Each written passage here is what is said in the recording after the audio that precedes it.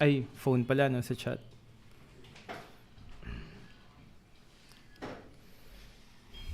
Hey guys, what's up? So we're live. I think we are live. So this is the lower brackets elimination fight. First day of the lower brackets fights.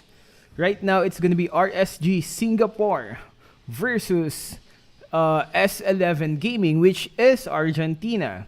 So we have four matches today. RSG versus S11. Incendio Supremacy, Turkey versus MTH Esports, which is Vietnam. And then the Valley that you guys love, is gonna be fighting. The Valley, by the way, is USA. Is gonna be fighting Burn X Flash Cambodia. And then last match is gonna be Malvinas Gaming, which is Peru, versus Occupied Thrones MENA. Now, what do we think about these matches? I do think that RSG and S11 Gaming is a bit matched, as well as Incendio Turkey versus MDA Esports. What on the next matches though, which is the Valley and Burn X Flash, Burn X Flash did pretty bad on the group stage. Also, Occupy Thrones, which is MENA against Malvinas. MENA did also a pretty bad job on the group stage. So hopefully, Burn X Flash and Occupy Thrones MENA will do a better job on these lower bracket matches. So let's go check out your comments first. Yo, Abdi, what's up? Kishi,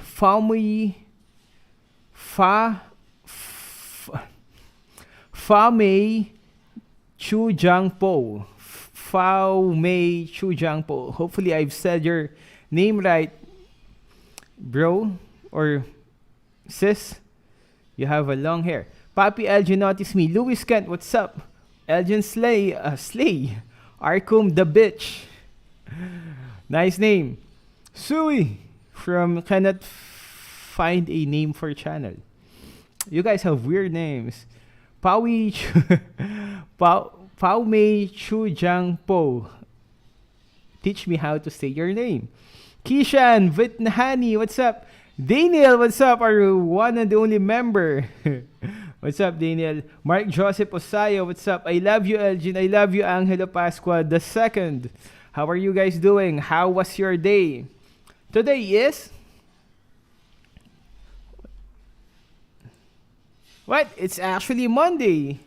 It's actually Monday, man.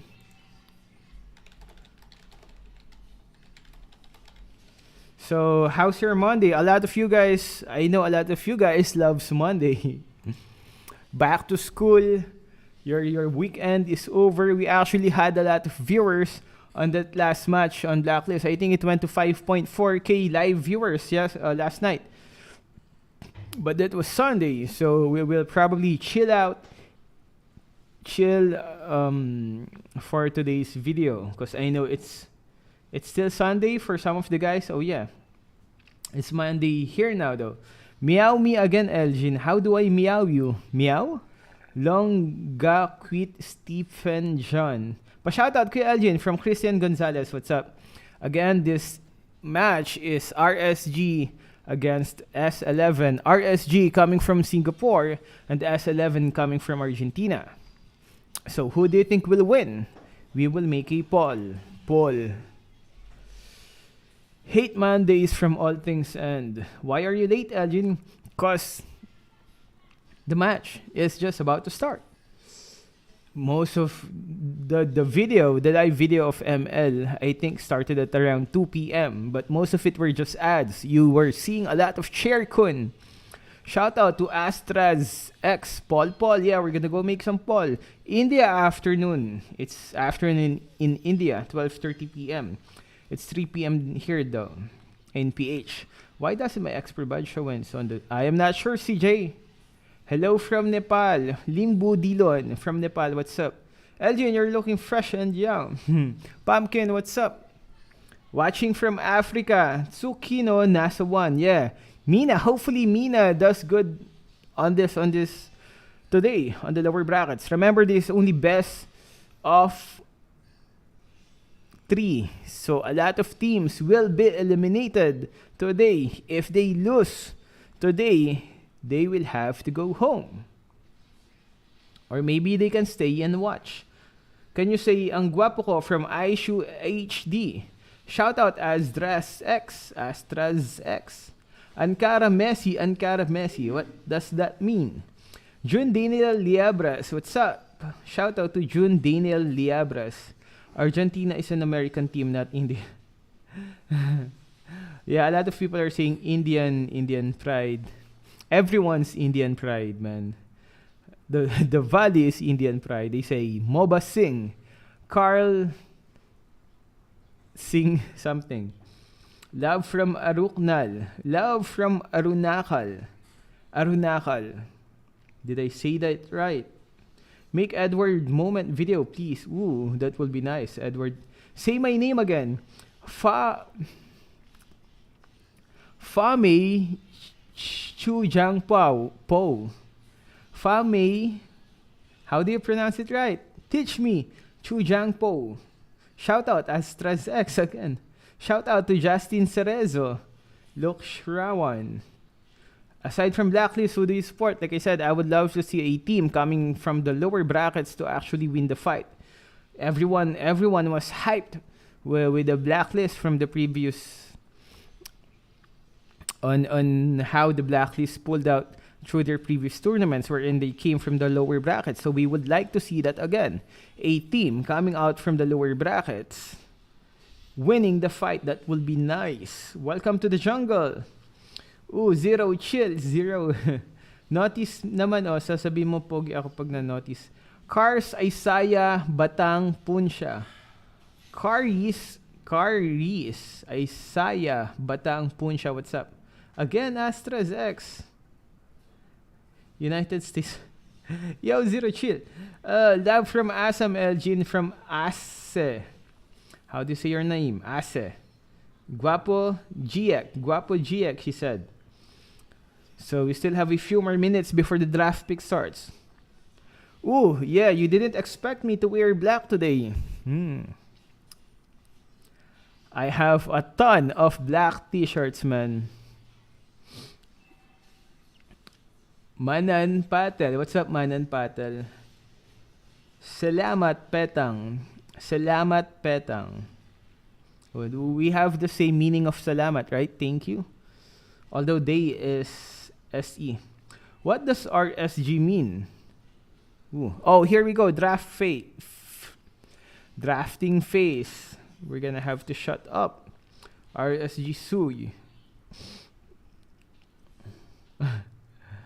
Bread. Dead fried chicken. Banging skin. I'm gonna have to shut up for now so we can check out the draft pick. Tagalog commentary, Elgin. I can't. I would love to speak Tagalog, but not all of our viewers are Tagalog. So, I don't want anyone feeling left out. I hope the Valley can win this. Yeah, hopefully the Valley can win this. Uzbekistan. So, should we listen to the draft pick? Or are you guys tired of the draft pick? Because to be honest, I'm not sure if you're that interested in these teams, but RSG Singapore is pretty good. Well, John Capin, what's up? Yes, this is only best of 3, so it's going to be fast-paced elimination rounds for the teams. Penge skin, Jack, please. Messi for the win. Tell me if you guys want to move to the, if you want to listen to the draft pick. Turn on sounds. Okay, there we go. So I'm going to shut up for now and let's listen to the draft pick. This might be not the priority. Yeah, you're mentioning it. The first pick, a Benedetta, but once again, the best part about a first pick, you can pick a Kaja, you can go for the Fredrin, you want to surprise your opponent with these flex picks. Correct. However, a Benedetta, technically a flex, could mostly go into the XP lane. In some rare cases, in certain parts of the meta, you can bring it to the jungle. This will be the first time that S11 will actually deploy the Benedetta. That's why I'm surprised about it. They did ban out the Lolita, which is also twice picked by RCSG out of their 3 games. Now, I would expect that the answer for RCSG might be somewhere along the lines of even Claude or like even Beatrix, together with maybe Fredrin also as a choice. Diablo finished second in the MPL SG seasons 1 and 2, and finally won the champion season 4 with the finals MVP award. Okay, big news right here, ladies and gents. MPL Singapore, Lozi is very, very comfortable with this show. I would argue it is one of his signature picks back at home. But apart from that, the Martyrs is also picked up by the side of RSG, something that Bray has used in other world stages. However, is that what I heard, Wolf? Oh man, we didn't see the Yves along the group stages, but now, like we mentioned, right? Maybe S11, after losing the 2 games, or yeah, just the first game against the Valley, they started to just hide their strategies. Now that's finally coming out again in the lower brackets. We didn't get to see the Yves. Yeah. For the mid lane, it does feel like they have gone for more of these aggressive kind of mid laners, like the Candida. But now, with Yves in their hands, they're going to be able to control that mid lane really well, put some pressure down, and the poking and utility coming in from this pick is going to be massive, especially up against the Cho and the Martis that we mentioned earlier. That is going to be quite a threat, right? To end up the drafts, they pick up a Lilia, which is a pick that we haven't seen a lot here at M4. Yeah, and Burko and Wolf, just to let you know, this is basically comfort zone for RSG. Firefly on the Lilia, Lozi on that Cho, Bray on that Martyrs. These 3 heroes. Technically, RSG is just showing, hey, this is what we're going to do. We're going to burst you down very quickly, create this zone of area of denial, and then, you know, the Martyrs could come in, use the fact that I'm immune to all the CCs. I'm going to try to take away these neutral objectives. On the other hand, S11 Gaming, I feel like their team, Wolf, correct me if I'm wrong, it feels like it's very team fight based. Yeah, they definitely want a team fight as well as punish whoever is in front, which, if you think about it, looking at the composition of SE11, they want to utilize this Grok at the front lines, and then they kind of connected together, so they want to combo their World Charge into the real world manipulation, and this makes the Lilia pick so much more stronger. Also, they want to have a lot of laning presence. Lilia is one of the best laning mages out there. Martis is going to be one of the, I would say, faster junglers, if you think about it. And of course, the Cho can make the early plays, which kind of tells me that RSG, just like how they faced Occupy Thrones, they want to finish this fast. Yes, they want to finish this fast. They're most of these heroes that they pick currently, Power Spike at level 4. Well, technically, except for Lilia, Power Spike at level 1, because you can just shove your lane and then provide support from the rest of the sides. Apart from that, I'm looking at a lot of marksman bans. Take a look. RSG has already taken away my favorite Leslie, and S11 bans away the clock. Another thing I played. Oh man, and on top of that, you already have the Wan that was banned earlier, and the that's carry, your favorite. right? My favorite too, coming out. So there's already 4 marksman bans in total here by both of the teams. RSG banning 2, S11 banning 2. This leaves open just a few other marksmen that's been really showing up in M4. Yep. You know, this is weird. Harith. It's non-marksmen that are actually now up for grabs for both S11 and RSG. But from S11, it does feel like they have a little bit more to play with. Meanwhile, Baby Cakes, I think if S11 goes for the Beatrix ban, we're going to really see Baby Cakes struggle in the gold lane. He banned out the Irithel, a pick that I was about to save for Kai that has worked for him. Well, it will definitely work for S11, but at the same time, RCSG wants to take that as well. I'm really curious on what they will choose now. Maybe they will go back to the Harith, but that means that they will have an overload when it comes to the magic damage and maybe some true damage, but they will lack in physical. I'm sure that the Martis will not build up damage, want to build up sustain, so that might be a problem now for RG Singapore. That's why I really find this very confusing and why they opted to go for the ban on the Earthom. Maybe they are interested in taking the Beatrix instead. Maybe they might just want to actually, like, for S11, looking at that, it's time to ban the Beatrix, right? You know exactly what RSG are going for. Yeah, but I mean, if you are RSG, during the group stages, Baby Cakes has pulled out a lot of Beatrixes. Baby Cakes, his prime, trademark is that he likes to go towards these late game marksmen, right? He likes to play safe. Well, technically, a Beatrix could play it safe with the Renner shots, but I feel like Beatrix is not really his comfort. He's better at, the 1-1 when he was superior in the MPL SG stage, but now it is the bans going in to be locked in by the side of S11. It is going to be banning out the Lapu Lapu.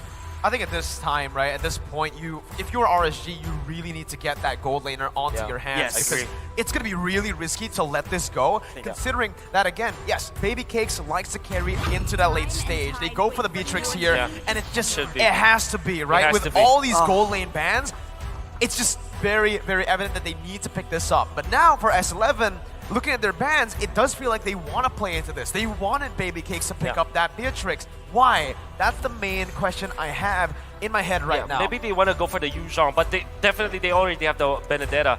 They need to find someone that can dive through the Beatrix as well as output the damage to kind of burst down this Lilia, because you don't want this Lilia to have a chance to reset the stacks and reset his charges of the glooms, right? So you want to find an XP laner or maybe a jungler that can burst together with the marksman, maybe a Clit or a Harith. That's the only two heroes that I can think about. Maybe Brody if you're thinking about burst.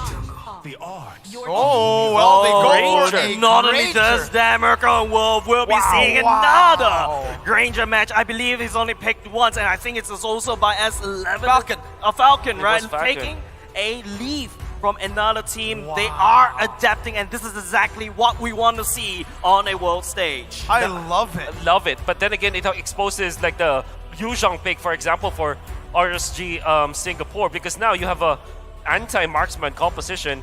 You have burst with a Lilia, burst with the Beatrix. I think it's telegraphed. The way that this happened for the side of SA Onse, they banned out Lapu-Lapu. Surely that's a anti-marksman, anti-Eve, but that left open the Yuzhong, and they kind of exposed their draft.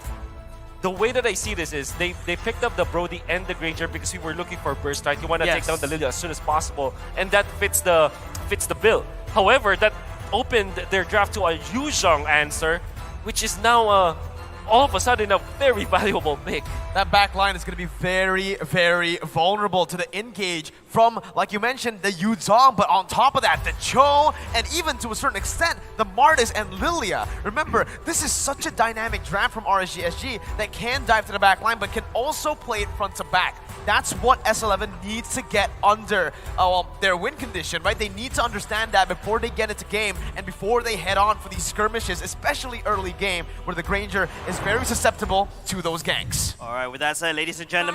Okay, here we go. So who do you think won that draft pick? And who will be eliminated? Remember, if these guys lose this match, they are to go home. It's best of 3. 0-0, first game of the lower brackets matches. Let's go. Up their two marksmen, but for the side of RSG Singapore, if they play this correctly, if they play team fight, play objectively, it will be an easier game for them, at least in execution. But of course, execution is different, you know. You can already see early on how they've opted to actually play out the lanes here is with a leash, right? The Brody helping out the Granger, and also on top of that, Erwin was actually able to just buy some time in the gold lane by putting the wall down, but it does seem like right now it is RSG who are pushing the pace. But 505 and Bray already in enemy jungle, this is what you need to do up against something like a Granger. Yeah, Lozy really need to use the fact that the Cho could be very annoying against the enemy jungle, but Erwin on the other hand, as that Grok could be annoying as well. The first skill does a lot of damage, so it's up to RSG to make sure that Bray gets to level 4 untouched. Once he unlocks the decimation, start going for this early, turtle objective. We saw in the team head-to-head earlier, right, Wolf? The fact that RSG really prioritized these neutral objectives very quickly. However, S11 though, they are bloodthirsty. I'm gonna be feeling it for RSG Singapore. They need to make Lilia reach level 4 as soon as possible, the first turtle fight, which kind of tells me that SA Onse might consider getting Erwin to his ultimate fast. So maybe they put him in the mid lane and then put the Eve in the top lane so that they will have 2 ultimates available, the real world manipulation as well as the wild charge. That is their key if they do want to contest the first turtle. Yeah, but Wolf, I feel like right now, if you notice the rotation of S11, Kai is trying to walk towards the turtle. Baby Cakes, on the other hand, being the late game marksman, would love to stay in lane. But now RSG, S11, they're actually gearing up for the fight right here. Look at that, Bray's already on that turtle for now. Jotun finally getting that level 4, has the ultimate, but Bray and Lolzy are controlling it. Lolzy jumping in, that's gonna be the final blow to the back line, as Papadog's gonna be able to find that, but the Petrify connects by Diablo onto Jotun, who's still committing onto the turtle that was reset perfectly by RSG. S11 still going at it, they want to look for it, the steal will not come down for Papadog, as Lolzy is able to use the Way of the Dragon to zone Papadog away. Wolf, do you see that? I thought it was like, what? They're putting so much damage on top of the turtle, but the turtle somehow just doesn't refuses to die. It's like an Estes healing that turtle. Do you see that? Yeah, I did see that. And whoever made that play, I don't know if it's intended, like crazy amount of like planning for that one, or maybe it just happenstance, but either way, it worked in favor of RSG Singapore, who had the better experience. Now, I'm not talking about like actual experience, I'm talking about in-game experience, where Lolzy already had his ultimate up, he had the flicker, he didn't manage to land it on a good hero, but then again, they still managed to get their position and settle a territory around the turtle area. Unfortunately for Esports, they had to use Jotun in the mid lane, the jungler, so that he'll get to his ultimate. And that meant that Erwin will not have his. They didn't have wild charge in that team fight. Yeah, there's a lot of things that could have went wrong for S11 went wrong. RSG already just somehow did that weird turtle reset, and they've also got their items in. Just now I saw Baby Cake's already slowly waiting towards, oh, Diablo. 2v1, able to find a trade, but Jotun gets the kill back on top. He doesn't go for the turret gold up in the XP lane, however, which is very, very interesting here. Still respecting the other RSG members. They're not visible on the map, but let's take a look at the emblems now. Yeah. Surprised to see a Weapon Master for the Brody, because typically you want to go for a killing spree. Yeah. But I guess they want to just take over the early game as soon as possible, which kind of, you know, it kind of speeds up your damage output if you're the Brody. And they do want to go for the burst. That's what we're talking about. That's probably why they chose the Weapon Master over anything else. Yeah, correct. I feel like the Grandeur already has that big burst. That's why you give the killing spree over to the Grandeur, the Weapon Mastery over to that Brody. The Brody, technically speaking, is like a, you know, this is not a short-term plan that S11 wants that Brody. Kai needs to go for that mile. He's constantly landing down those auto attacks as the second turtle has spawned.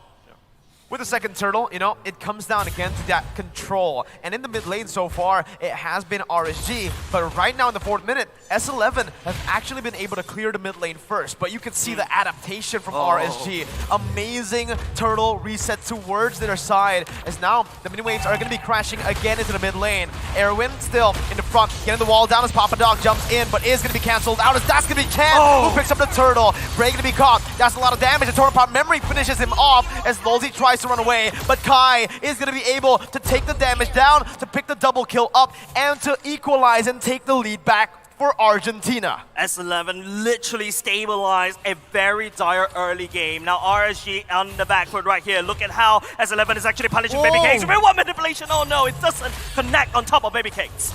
Unfortunately for RSG Singapore, they weren't able to utilize their biggest team fight ultimate, which is the Dragon Force coming out from Diablo. That's why Esports found a big opening, and they can burst the turtle so easily because of their double marksman setup. Well, because of the Brody's damage and the Weapon Master, you saw him critting over 1,000 damage onto the turtle. And of course, Jotun being a Granger can really burst that turtle down so easily, and that's why Esports was able to just establish territory this time. A great recovery from the Argentinian squad. Ice Queen 1 already built for the side of Chan. We notice Jotun has already started to take more resources away from RSG. Bray has already completed Hunter Strike, so that could be a pulse buy. He needs to try to play around that. Unfortunately, S11, Jotun is a Grandeur. The early game, you know, aggression that S11, they're looking for the kills, they're looking for these small little objectives, and they're looking really good. What is that stat line, Wolf? Remember, S11 only won 1 game in the groups, and Kai has only suffered 2 deaths this M4. That's insane. That is insane. To think that they are losing the games, and they're actually playing like long games as well, like 14, the north of 14 and 15 minutes. And aggressive comps. Aggressive comps. This is impressive amazing. Very impressive coming out from Kai, and never doubt his choices now. Brody is proving to be a good pick for Esports. Yeah, but Chan, I think, you know, going down this real world manipulation super early on, that big ultimate, big teamfight ultimate is going to go on cooldown, especially when the third turtle, the last turtle, that will spawn very quickly. RG, on the other hand, they're desperately trying to shove that way, but Chan using that real world manipulation, cleared it off, leaving Fire 5 with only a bit of HP left. Well, we'll see. Once again here with the mid lane control, S11 have the priority on the turtle. Lolzy trying to find an opening here as he pops the conceal, but it's going to be cancelled out. Lolzy going to be able to find the flicker, but it's going to be stunned up now. That's going to be the retribution by Bray. Jotun going to be caught. Has a Detonata, but it's going to fall towards Diablo, who's able to dive into the back line. Bray with a decimation 2 finds another, and it's a 2-for-1. It's only the roamer falling for RSG, and they've taken a turtle. Good news over the side for RSG. Don't forget, they entered the team fight 4 versus 5. It is firefight that need forced to go back and reset. However, because S11, they don't have the real-world manipulation, opting to use it to clear the ways right off the bat. They don't have that big mega control. And don't forget, Lolzy coming in at a nice angle right there, Wolf. Yeah, going nice. in, knock up 3, that is good enough. I definitely want to attribute that to the experience that RSG has outside of the game because that was wonderful positioning from Lolzy. Uh-oh, 505 going to be caught here. Doesn't have the black shoes to get out. A good snipe by Baby Cakes, but Kai, again, going to be able to find that kill. Baby Cakes with one more hit. Kai's going to be punished, overstayed just a bit. And Baby Cakes, when you give it an inch, he takes a mile. That's Kai's 3rd death in this tournament. That's exactly what we want to see from Baby Cakes, right? Beatrix finally popping off. I'm really happy for him. Don't forget, he's also playing with somewhat of a disadvantage. He's not on stage right now, unfortunately, but he will be playing from the hotel because of COVID. Yeah, you know, what we saw from back-to-back instances where RSG won is the difference between the experience of the two teams. The first fight is Lolzy as well as Diablo made the S11 panic, and you see Jordan just desperately try to secure that turtle. Unfortunately, they didn't have the advantage. And afterwards, you saw Kai. He was so desperate into clearing that wave that he sacrificed his life. In exchange for one cart, one cannon, he lost his life and claimed his 3rd death. Yeah, we've seen how damaging one auto attack is. Now we've seen how damaging one siege minion is right now. Now the map state a little bit reset. Just taking a look at the kill lead, 5v5. In terms of goal lead, not too far apart, but the first lot has spawned. I think for me, S11, right? The main mistake that they've been doing right now is they're not utilizing the early lead that Kai has. Baby Cakes has equalized and at this point is actually ahead of Kai. That's going to be Lolzy who finds the way the dragon with the GP no flicker. Everyone's going to fall. The Torn Part memory is going to be able to punish one member down. Diablo's going to dash. He gets the petrify onto 2 members. Zones the back line. Meanwhile, Kai and Papa Dog able to find a double kill. Jotun still trying to find Diablo right now as the other members comes in as well. Diablo going to fall. It's a 3-for-2 for the Argentinians, and just like you mentioned, Jace, the Lord is up. S11, this is the time for them to try to take that one Lord away. That is a neutral objective that they don't usually prioritize, and now they're learning, they're adapting. RG, on the other hand, they fall a little bit too far. It is Diablo that overextended a little bit too far, and I have to admit, S11 using Kai and also Papa Dog to zone out the rest of RSG, that's insane, as S11 took this Lord uncontested. Yeah. That is the skirmish that I call exchange of prisoners, wherein you kind of trade your explainers. The opposing explainers goes for your backlines, and your explainer goes to the opposing backlines. Unfortunately for RSG Singapore, after the fact that the Dragon Form is over, you don't have that teamfight integrity anymore. Whereas if you're looking for the Benedetta, there's infinite amount of damage you can get. And Onset just won that skirmish because they have the better firepower or more sustainable firepower compared to RSG Singapore. Just now when the item was showing Kai's BOD, Legion, anything that has like it gives you attack damage, he's already have it. This Weapon Master, S11, Kai needs to be respected. Just take a look at how fast he's just dismantling RSG one by one in terms of these turrets. It's looking very bleak for RSG. It just, as I said, right, I felt like Kai wasn't utilizing the early lead, and just right there, he pops it, has the mid-game power spike, he goes in with the team, and that's what they need to do. Bray is going to be actually taken low here with the real-world inflation, and the Death Sonata that's going to be able to find it. Everyone's right forward to find a wild charge, as Lolzy falls as well. Diablo has the Petrify, gets Jotun up, but Kai in the back line is going to be able to free hit. Baby Cake's going to lose a lot of HP, but Kai's going to be able to flicker out. Winner nature by Baby Cakes. Papa Dog diving in, again, dealing a lot of damage, but it's not going to be enough to take the rest of the RSG members down. It's a 2-for-2, but the Lord is munching on the turret. Meanwhile, Papa Dog gets the tier 2 down in the mid lane, and RSG are still going to be able to defend for the base turrets. Wonderful defense coming up from RSG Singapore if you think about it. However, Esports just found the opening. I think this is because of Papa Dog's initiation from the backlines. And this is not the first time that Papa Dog has impressed us. Even Mirko casted them outside of M4, and he's already making wonders. I think he learned a lot from that tournament, and now he's flexing it all over RC Singapore. Yeah, Brute Force breastplate already being built by the side of the Jotun. That's why Diablo is unable to find the target to burst him down quickly before he could do any collateral damage. The fact that, you know, Chan land down the real world manipulation catching 2, that's technically a big stun. Allows Jotun to just land down the Death Sonata. However, the kick, wrong side. Lolzy will be able to shove Papa Dog away. But wait, Erwin's in the back line. It's a misplay here by both Lolzy and Erwin, but it's Erwin who gets punished down. Jotun looking for a play, that's the real world manipulation. Locking Baby Cakes down as the Death Sonata comes down as well. Baby Cakes flickering out and getting back to safety. Man, it was just out of vision. Lolzy wanted to get the flicker down to get behind, and on top of that, Erwin, he wanted to capitalize, but he just couldn't. It's very difficult to beat Erwin in this game, actually, because this is like a second pick Rock. And you can see RC Singapore, they have so many answers to that. Even just the presence of the Lilia as well as the Beatrix make it so difficult for Erwin to initiate with the Wild Charge without the flickers. That's really what happened in there too. That's right, 10 seconds. It's going to be the Lord has spawning very, very soon right now. S11 is actually mostly doing the fight in RNG side of the map. But wait, here comes the Death Sonata. Lolzy's got to be careful here. That's a lot of damage being placed onto him. That's the Roamer though. That's a big ultimate burnt down. 1-0. Johnson almost just bursting 505 down.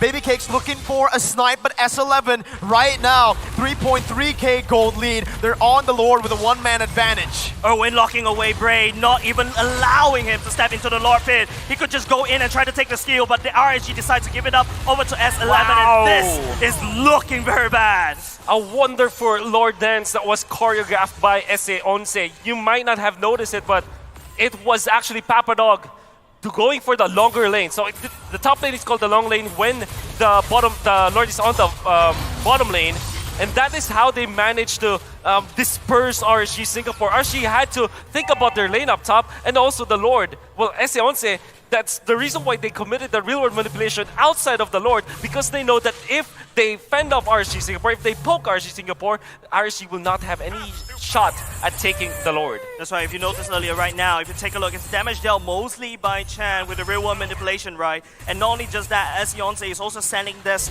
Lord all the way down top. It is very vulnerable. RSG technically do have, you know, the Beatrix, the Bandit's Rage with the bombs as well, should be able to help to clear out the wave. However, RSG, they need to make a play. It's all up to Lolzy to be able to pick up the right targets at the right time, like how he did in the early parts of the game.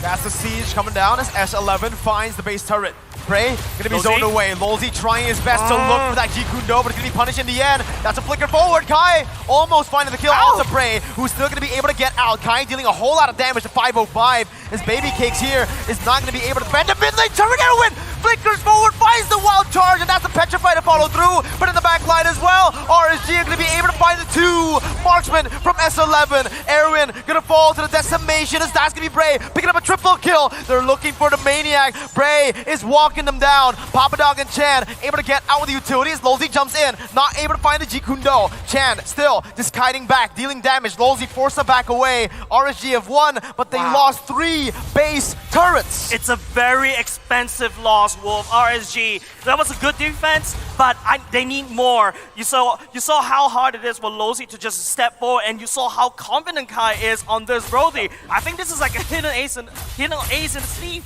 Yeah. And Baby Cakes just survived long enough. After the initiation coming out from Erwin, there's some hesitation coming out from SA11, but imagine if they chain together their Benedetta, Purify, and Electro Blow with the Wild Charge, and of course the real world manipulation, there will be no chance for Baby Cakes to survive. He did survive because of the Wind of Nature, and because of the fact that he got out of the real world manipulation, but it would have been the death of RSG Singapore had it not been that Baby Cakes was able to survive. And SA11, surely they are executing properly, but they need to be more coordinated in those pushes. Still, RSG Singapore on the back foot. That's the Petrify, that's Papa Dog getting out. That's the damage coming through from Kai. He's going to be able to actually dish him down.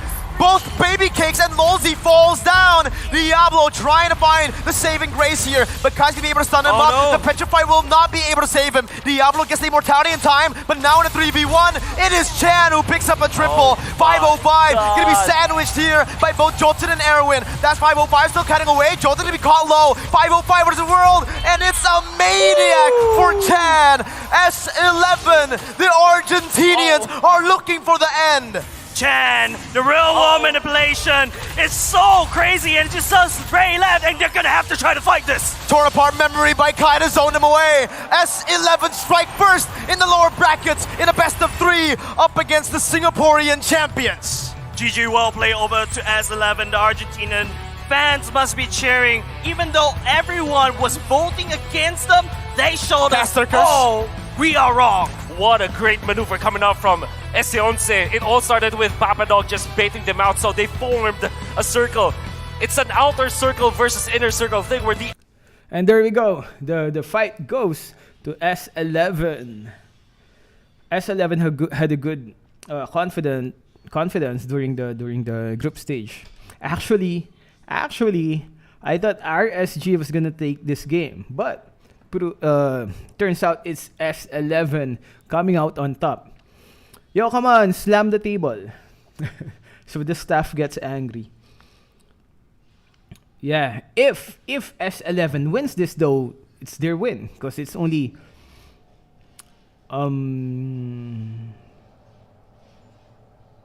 best of what? Best of 3? If S11 wins this again, that's it. They win.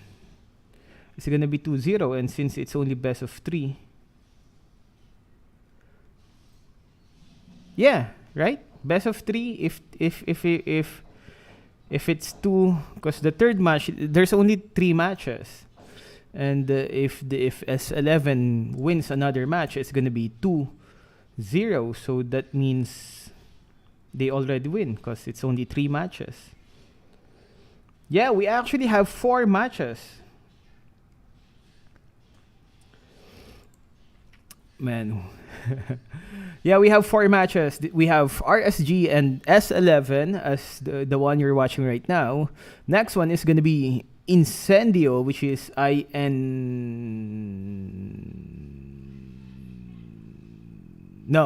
Incendio Supremacy. Is this the INC? Incendio Supremacy? Yeah, I think this is the INC. Incendio Supremacy Turkey versus MDH Esports, which MDH is Vietnam. So that's the second game. The third game, the one you're waiting for, is the Valley versus Burn X Flash. Now, if we're gonna base the stats of the Valley and Burn X Flash on about their stats on the group stage, the Valley definitely did way better as compared to the Burn X Flash. So I think this is a mismatch. But and a lot of buts, Burn X Flash may come out on top as well. Burn X Flash, by the way, comes from Cambodia.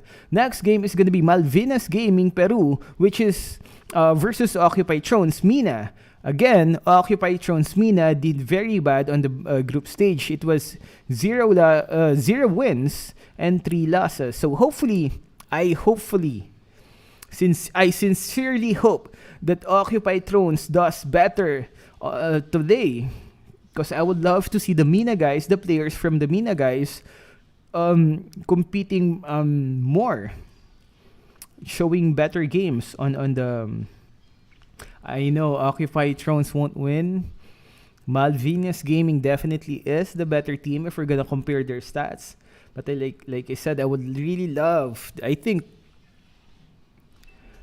MENA to win, definitely, because MENA also did bad on the previous M tournaments, the M3.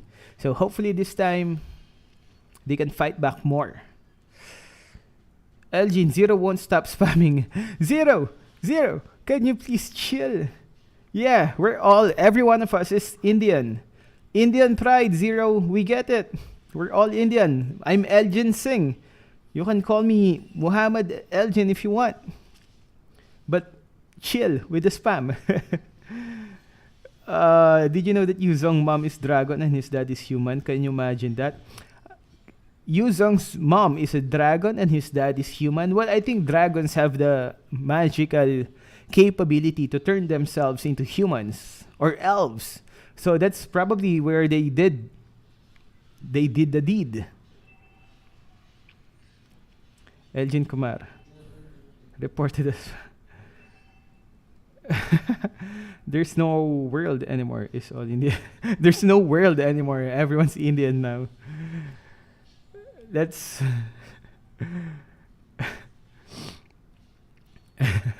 the deed is sus. It's Elgin Khan. Hello, Mr. Elgin. These dragons have the ability to turn into sexy humans, I guess. Because if you have the ability, for example, if you're a dragon, right? If you have the ability to turn into a human, I think you also have the skill to make yourself either a sexy human, shapy, curvy human, all right? Pakito as M4 skin. Ooh.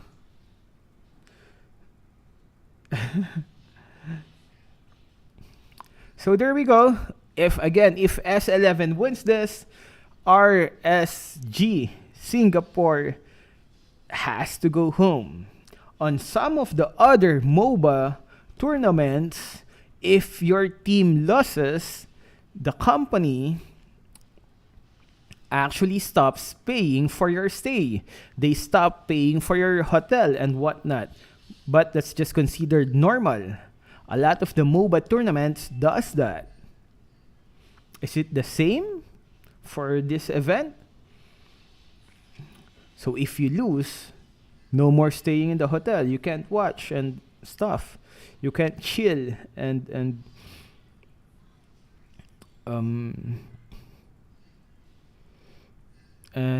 sightsee. Ooh, we would love to see Jakarta, man. I think we were invited before. I forgot which tournament, but we had so much work that we had to decline. Well, I think it was M2. We were invited for the Jakarta. It was Jakarta, I think, or different one. I'm not sure. I forgot, but it was on a foreign Southeast Asia country, and we wanted to, but we couldn't. There was just so much work. They said they would pay for the travel, hotel, and stuff, but we just couldn't, man. We have to publish daily contents, man. That really takes a lot of time. Are you from Pinoy? Yeah, we're from PH. Is there punishments if you lose? I think you go home. That's it. If you lose, go home. Bye-bye. Out of eliminated. Because this is the lower brackets. Elgin, let's go date for one day. Let's go date for one day? Probably if I don't have much work. Elgin Shawarma. Elgin D Sing. Ooh, the legacy of D. Out of all the letters, man, One Piece had to go for the letter D. It's kinda sus. Like Luffy, D. Can't get enough of the D legacy. 6 months prison time for losers. What's your work other than posting on YouTube? We're full-time YouTuber because daily contents on our YouTube channel takes a lot of effort and time and work. So we can't have any other works. And we actually have other channels. We have the Elgin Animation second channel wherein we animate weird stuff. We also had a Elgin vlog channel wherein we vlog about the boys and stuff. But we had to end that, I think, last year. Last year, we had to end that last year because we had to focus on the main channel. There was just too much work going around. And Daniel, what's up? Gorilla D-Nuts. Assassin Dave. Did you get the figure already? Not yet. We have not yet received any Beatrix figure. Probably they will send us. We are not sure. Elgin, do you watch anime? Yeah, we do watch anime. We read manga a lot. Make a channel, name it Elgin Can. If TV wins, they'll have to take on Todak. Take note. If TV... Oh, yeah. Wait, what? We're gonna have to check the brackets later. Kuya Elgin, anong feel mo maging M4 skin? If ever we became an M4 skin, I don't... I think that will be the most disappointing skin ever. the most regular skin. Skill animations will be Elgin versus Shankar. Will you make your own game someday? Will you make your own game someday? I guess it depends. I would love to make a story on a game. I would love to make a story for a game. I'm not so sure about making an actual game. It's the storytelling that I love. Writing. I love writing. I love writing stories. So if you're gonna make a game, it's more about codes. The designs is for other guys to create. I would also love to design a game. But for the actual coding of the game, no. It's gonna be a big headache. Raja, Elgin, Kumar, Ashula. Oh, so we're Indian now? So I guess I have to embrace my new race. I guess I'm Indian right now. What should I eat for breakfast? Elgin, is your name the combination of your parents' name? Nah, not really. I think... Don't forget In the Pride. I'm not sure where they actually got my name. My parents, not sure. Where's another ML animation video? We're working on it for the next animation video. ML animation video. Will you make a video about Sun? Probably, because I heard the item effects for Sun right now is insanely good, even with the nerf. What's your favorite food? Tortang talong.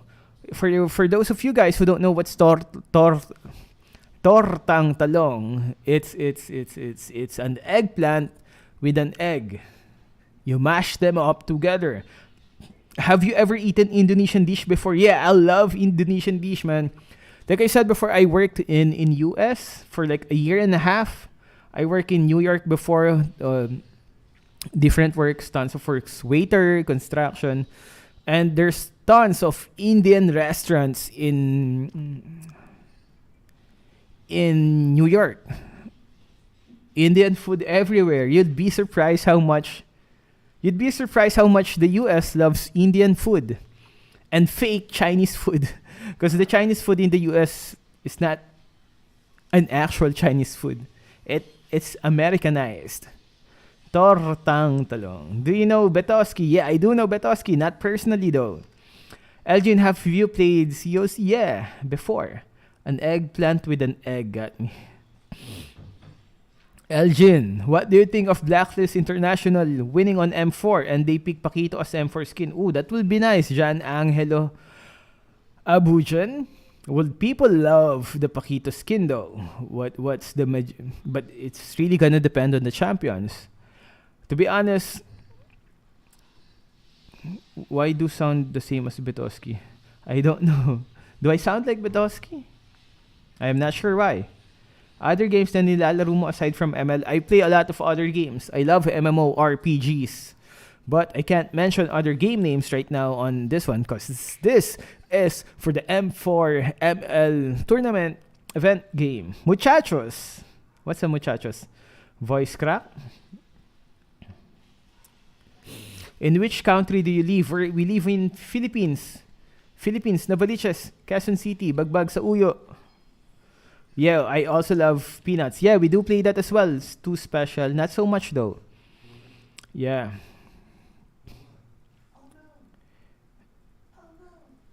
No one use Paquito. Oh, snap. Did we lag? Why are we lagging? No, it's just the phone that's lagging. Not my... What?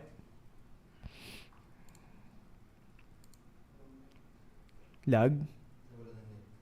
Ano wala net? Baka yung sa Globe lang. Sa Globe ata tong phone. So we're safe. We're actually still live. There we go. Elgin. Meow meow kitty cat. Elgin, with the M4 party week coming up, do you think it's still possible to get the prime skin? What's your level right now, Yosef? Elgin does seem for Guinevere and Hilda. Yeah, Guinevere and Hilda, hot. I would go for Hilda though. The reason why we do love Guinevere is because of her ultimate. Guinevere's ultimate is a... Elgin, can you please say Axon? What's Axon? Who is harder to use, Fanny or Joy? I think Fanny. Fanny is harder to use than Joy. Boss, if you have a chance, what should you do? What should you like to do on collaboration with ML? I'm not sure. I'm really not sure. I would love to get ML news faster so I can work more on the videos. I would love Moonton to give us earlier news about the updates and news so that we can put more work on the videos and put more time, because sometimes we have to rush. If there's an ML update, sometimes we have to rush, although we have to balance the on how fast we make the video and the quality of the video.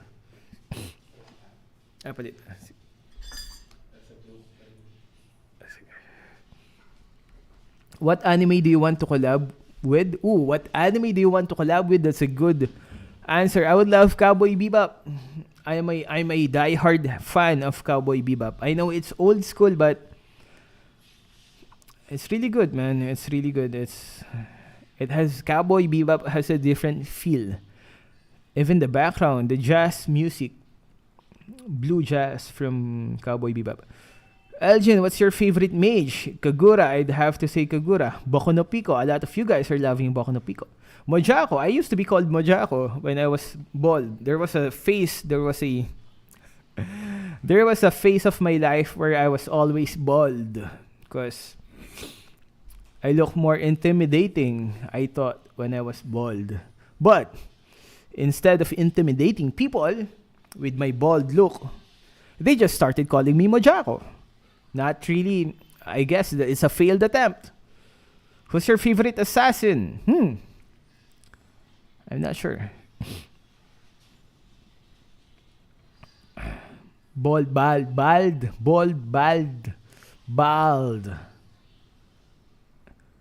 Who's your favorite tank? Kufra? I love Kufra. Do you have a favorite tank? Yeah, it's Kufra. Can you name Mojako? Have you watched Overflow? Not yet. I still have not yet watched Overflow. Didn't have had time. What's the score of Overflow anyways? For those guys who have already watched it. Score 1 to 10, Overflow.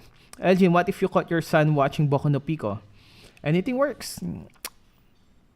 As long as he's sure of his choices in life.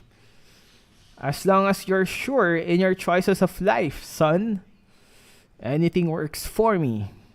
I just have to make sure that you are sure.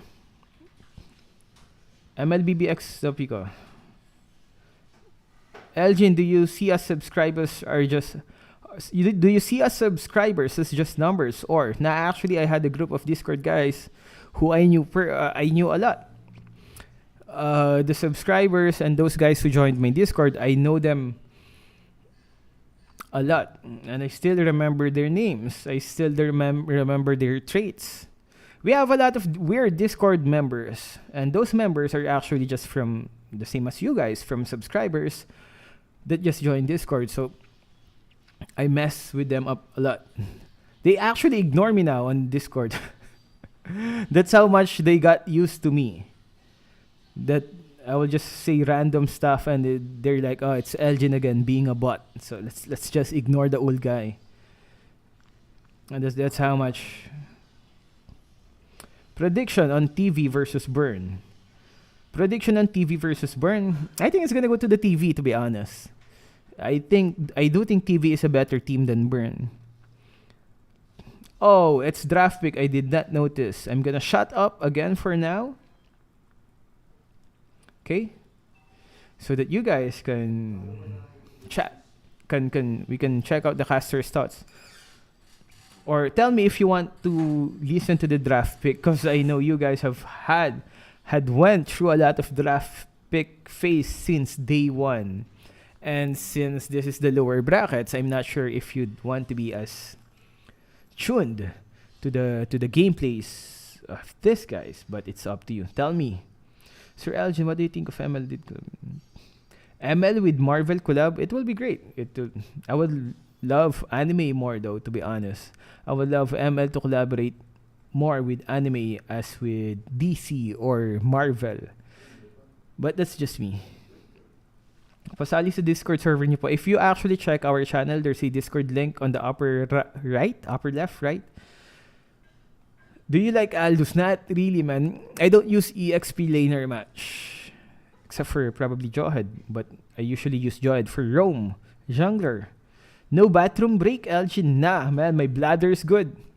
My bladder's strong today. MLB... Badang as Jotaro. Oh, that will be nice. Jojo. Everyone will probably go insane with a Jojo X MLBB. Blackpink. Elgin, why do you think that Carry is currently a top pick? Because Carry can just melt anyone down, man. Especially when she's pretty decent in the early game. Oh, Baby Cake's choosing Leslie. I think Carry is the MM that had done pretty good out of all the marksmen picked in the M4. We had seen a lot of carries as compared with Beatrix. 1-1 a bit. I think based on the matches that we've watched, Carry was number 1. 1-1. Carry was number 1. 1-1 was number 2, and then Beatrix. Will you like MLBB X Demon Slayer? Yeah, like a lot of animes is good because most of the guys would prefer anime collaborations. Expired na Discord invite link, so I'm gonna update that later. Emperor, is that you, Emperor, with the Japanese name? Rian Maika Dalusong Hilario, welcome back. Carry is prio pick or ban? Yeah, Carry is a priority pick or ban. But the most banned hero I think we've seen so far, because sometimes Martis gets open, sometimes Glue gets open, even Carry gets opened, even 1-1. But most of the time that we're seeing, it's Joy. It's always Joy who we see the most on the ban pick, if I am correct on my memory. No emotes for M4? I am not sure. Elgin, do you simp? I am simp. Do you simp? A lot of the guys are asking me that. I'm an appreciative guy. I appreciate beautiful things. Oh, snap. Mob Psycho. I love Mob Psycho, man. I already finished that manga. Is the anime finished yet? For the animes, I usually finish it on the manga, or I actually read and watch the whole stuff on manga. Actually, I read more manga than watch anime because I can't wait for the story. Because usually the stories in the animes are late, and I can't wait, so I go to the manga. Oh, it's already finished in anime. The feels, right? The feels you got on the ending of Mob Psycho 100. 100%. Elgin, do you watch or read Jujutsu Kaisen? Yeah, I wait for Jujutsu Kaisen updates weekly on the manga. They're battling Tensei right now. Tensei and the villain guy, which I forgot his name. What manga is your favorite one? Ooh, that's a very hard question. I remember when I watched Made in the Abyss. I actually read Made in the Abyss even before it came out on anime. So I just stumbled for some reason, I forgot why, on made on the Abyss manga, and I was like, oh, what a cute style of drawing. Okay, let me read this for a while. Okay, so good start, a bit normal start, so I just kept reading it, right? And I kept reading it, and I kept reading it, and I kept reading it, and I was like, what the F is wrong with this writer? Right? God dang it, it became darker and darker and darker and darker and darker. The one in anime right now, this is just a warm up for the dark stuff that's about to come. That Made in the Abyss is insane, man. Cute. Shout out Bishwanat Kara, what's up? I know, right? Made in the Abyss messed me up. Cute drawing, like what do you call that? Those cute small people drawing. Man, and it got darker. It went beyond I think it was the darkest manga I've seen so far. I mean other mangas are dark, but it's like, it's not made in the Abyss kind of dark. Yeah, chibi drawing with so dark. If you feel like the anime is messed up in Made in the Abyss, just wait. It's gonna get more dark, man. Like eating your own kids to survive, kind of dark.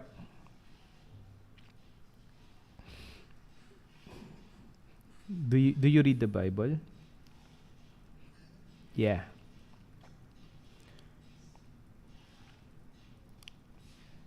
Nah, it was a different kind of dark for the Abyss, I know. Not just violent, man. It was just... Oh, snap. Sorry for the spoilers. Here we go. Let's listen to the fight. We're about to start. If S11 wins this, RSG Singapore is gonna go home. So, let's check who's gonna win. A lot of dive coming out from the side of Once. They don't have much peel for their Claude, but even the Claude, if you think about it, even the Claude is also a dive kind of hero. So it's all about dive for Once. Yep, it's all about dive, but ladies and gentlemen, oh my god, Erwin! This is not a good start for RSG! No. It's a horrible start for RSG. Bray did not use the retribution, and he has the killing spree. So this is going to be S11 who's going to be able to actually control the jungle for a bit early on. Erwin with the purple buff. They're going to be able to dictate the early game. For sure. And definitely, the turtle is going to be in favor of Once unless they die multiple times. But knowing that there will be a level disadvantage for the Ling means that you forfeit the first 2 minutes of the game. If you are the side of RSG, this is really hard to watch. And not only just that, Jotun is on that hot and dry. You notice Paquito, find your back line, he's gonna hurt like a truck. And right now, it's all about the side lanes. RSG needs to play around the side lanes as quickly as possible. Get that Leslie up into the late game. Get that Lapu Lapu up in the late game so that he can tank and peel for the team. Oh man, again, you can already see the mid control here. The wave clear from S11 is going to be very good, and you can see already that's going to be Bray. Erwin finds it! He catches him while he was jumping on the wall. Erwin has a personal issue with Bray, and that's first blood over to S11. The pathing coming out from Erwin. He went from the pixel brush to the rock Ursa bush, and then going for the Kramer's bush to really cut down where Bray was going for. They heard that Bray is going for the crab, and they have punished Dooley. My goodness, Erwin. RSG, no, just that turtle going down. Gonna be able to find it right now. Jotun gonna be able to get out as well. Erwin and Papa Dog onto 505. One more hit. Papa Dog's looking for it under the turret, secures it. 2 for 0. Jays, how you feeling? Man, S11, they're stalling on top of RSG. Merkel, seriously. This has gone from worse to horrible for the side of RSG. I'm not gonna sugarcoat it right now. Let's take a look at the items, Wolf. Oh, not only the items, you're looking at the economy. If you're looking at comparing the junglers, 1.5k to 1.3k in the early stages is such a big dent in the economy of RSG. Speaking of dictating the early game right here, Chan was holding on to the rough waves there a bit too long. Baits out the flicker out from Lolzy, and maybe that's what they were going for. Not the kill, but to bait out a resource to push RSG to a false sense of safety. But here, Erwin, doesn't find it. Look at how S11's dictating every part of that map. A wonderful start for S11, and of course, not only just that, right? Ling is practically like, it felt like, you know, he's playing with a handicap. S11 has like a 5-minute head start, and RSG is in that big disadvantage. 1.2k at 3 minutes is really bad. Lolzy getting a big caught. He is still going to be able to get out though. Maneuvers out of the breath of the ocean as well. S11 with a 1.3k gold lead right now. Not really going to be able to get some more kills, but they will still be able to control the enemy side of the jungle. 5 seconds for the purple buff, and that's exactly what S11 want to look for. Jotun in position. Bray already on the purple buff. RSG with 505 rotating are looking to help Bray, but now it's going to be Kai jumping in. Erwin's going to be able to find a Tyrant's Rage and the flicker combo. In the back lines though, it's going to be RSG who are able to turn it around. It's a 2 for 0. Papadog has the world, jumping in, Liber Diablo, but will fall as well. In the end, it's a 3 for 2, making it a 3 for 3. 10, not able to find Baby Cakes just yet though. No damage. Not enough damage right there. Baby Cakes will be able to limp away alive. But RSG may have taken a bit of damage, at least this time around. Ray does have that purple buff and will be going over to that turtle. So that is one way of RSG to climb this back. However, S11 though, they've got Super Omega Burst already in the mid parts of the game. Good idea coming out from S11 to invade the purple buff, but bad execution because RSG were prepared for it and they went in too deep. Eseonce just really dove against RSG, duly punished by 505 with the ultimate. They were really under the strongest point for RSG Singapore. Even after the big disadvantage when it comes to economy, you don't dive like that, and already Eseonce, this is a massive blunder. RSG going back into gear number 1. They need to slow it down, but they need to go hard. But Chan finding 505. Not going to be able to find the kill just yet here. You can see for the M4 stats, win rate of first pick, 59.26%. That's pretty massive, right? And here, everyone's going to be able to actually find the Tyrant's Revenge and the Rage onto Lolzy. He was able to flicker out, but Jotun's right there with a knockout strike. Baby Cakes perfectly timed to get Jotun off of him. But S11 have the pressure now in the gold lane. Baby Cakes going to be sandwiched. Jotun already jumping in there. Just zoning the other members away. 505 forced to flicker. That's the high and dry doing work. Jotun not able to find the purple buff steal. And that's S11 who are able to actually get Kai into a winning lane in the gold lane up against this matchup. Exactly. The effect of that aggression coming up from Eseonce is that Kai is able to push a turret, make himself farmed more than the Leslie right now, about 300 gold ahead, and he's going to get his golden staff, which means that his farming rate is going to be exponentially better. Papadog, got to be careful here, has everything to get out, and RSG have wasted a few resources to just get there now. Yeah, he's too slippery for RSG to catch right now. And don't forget, Diablo is also one of Benedetta mate. He knows how to give it up. But RSG right here, we notice how Baby Cake is going in, Berserker's Fury going towards the Endless Battle as well. It's a very high damage build coming up from this Leslie as well. But Erwin charging out, 505 may be in danger. Oh man, 1.5k gold lead, not the end of the world, right? Definitely not. But Chan already is going into the enemy jungle. Bray's looking for it. S11 are playing it really well now, taking it slow. Chan's gonna be revealed. Erwin jumps in. Lolzy on the top side, and Baby Cakes looking for a trade, but it's Kai who wins out, and it's a disaster for RSG. S11 find 2, make it another with the turtle secure 2, and RSG failed to find a trade. Erwin finds the Tyrant's Revenge, not able to find the Tyrant's Rage. Oh my goodness. It's 3 at the turtle pit, 2 at the top side. 2 cannot catch the Claude, and at the same time, RSG's huge attempts on that turtle. I think S11 managed to sandwich RSG right into submission right there at the turtle, and also losing the bottom side turret as well. But let's take a look at the emblems goal. Wow. Definitely the high and dry is going to be the big problem for RSG Singapore. You can see that he can burst down the Leslie as well as the Eve, or if not able to take out those squishy heroes, force out some of the battle spells. Oh no, Diablo gonna be found, not die for now. And another problem for RSG SG is the dive, right? Coming out from Argentina. You saw that in the last turtle fight. it's not even a fight because of the pokes that Papadog was able to do, as well as Chan just positioning himself so that he can burst out any of the members of RSG SG. Eventually, RSG Singapore will have to answer, and that means that their formation that they wanted to have will be destroyed! Erwin with a play! And Kai with a follow-up! Under the turret is Papadog with a final blow! Bray's getting ball! Lolzy is one! It's a 3-for-1 and S11 only lose Erwin!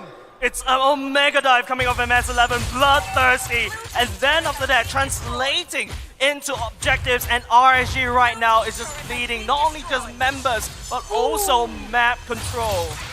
What a play! What a play. RSG Singapore, they will feel very secure under their turret, but my oh my, Erwin is making a case for himself as one of the best setup tanks that we have in M4. Wolf and Merkel, nowhere is safe for RSG, but here we go. Oh my god. Papadog even against two. Forcing Bray away. Chan finds the damage onto Lolzy. That's the frontliner taken down very low. He has to recall, and you could see the map control is gone. Absolutely gone for RSG. S11 has full map control. This is their map. This is hit their side of Land of Dawn. And that translates over to Lords. Multiple objectives as well. Bray and Papadog going at it again. RSG cannot even catch him at all. Erwin's feeling it. Erwin's feeling it, as well as Chan looking in. 2-0 with this Kadita. Positioned already very aggressively because he knows that there could be a follow-up. Anytime he makes the jump, we'll miss it for now.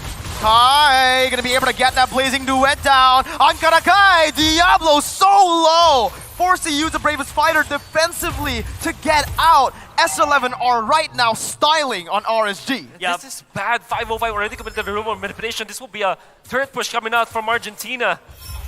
Because of that Kai aggression, a big ultimate was down for RSG. Look at Erwin! Erwin finds the revenge and the rage onto Lolzy. He's going to be taken very low, flickering out. Erwin now caught in the enemy base. Bray's going to be able to jump in, but that's going to be Erwin who flickers out. Once again, is Chan jumping in, zone the other black line away. Papadog with the final blow, getting back to safety. S11 unable to crack the base just yet. They're trying to defend. RSG literally throwing every single utility, every single thing, every single ultimate they have in their pockets just to delay that push, but that is not the real push, because the real push is this Lord that's marching top side menacingly against RSG. Let's see. The Lord is already munching on the top lane base turret. S11 not really going to go for anything too crazy here, knowing they still have an 8,000 gold lead. They decide to back off, play it defensively and disciplinedly. Now they wait. Oh my, never mind. No, they won't. No, they won't. Erwin finds another jump. And Bray is also asking that question. How is it that Erwin is always able to find these openings and Bray bites the dust 4 deaths for the Ling? It's really tough for RSG. Bray has no access to the purple buff at all, and Bray has no access to the jungle at all. The gold lead is going to gap even further as well. Lolzy unable to land down on that. I'm offended, and Kai going to the back line. Kai melting down the back line. Oh my Finding with the rough waves. Chan is going to be able to jump in on the baby kicks. Finding another. No way. RSG have lost their back line. Their high ground defense. Jotun with a knockout strike. Still able to actually get out before Bray jumps in. But the shielding comes in. Bray's going to be taken low. And that's going to be the Tyrant's revenge to lock him down. The I'm offended's appeal is not going to be enough as S11 march forward once again. It's a 3-for-2. They've cracked the top and bot base turrets open, and they're looking for the mid lane. Diablo jumping in with Bravest Fighter, but he does not have enough tankiness. Lolzy melted down, flickering out. Diablo getting out as well. S11 back off, but RSG have lost 2 base turrets. That's really tough to watch. RSG right there, literally throwing every single thing, even a flicker just to get out dodged. It is was Diablo buying for time for BBK to come back online just in time to try to push this off. But then again, a nightmare is going to get even worse because the Lord has spawned and RSG cannot afford to challenge this Lord. You can see that Chan is really styling on RSG Singapore, going in with Kai. And even his ultimate, the Rathways, was able to catch one more additional member of RSG. That's why they eventually got the double kill. And now the conceal play, Erwin and Chan. Papadog as well, buying so much time for a scene. Oh no, Chan finds baby cakes. That's the goal later down. Diablo finding stun, looking for more down. Oh, with the flicker again and kind of follow it up. Diablo's gonna fall. Lolzy's gonna fall. It's 4 for 1 for S11. Brave finally finding one, but S11 have wiped out the Singaporean champions. Just waiting for the Enhanced Lord to march down. 14 seconds on 505. 5 seconds on Baby Cakes. The mini wave spawning once again. S11 just need to get rid of the mini waves right now, and it is all over. RSG have been knocked out of M4 by S11 Gaming. S11 Gaming, the Argentina fan.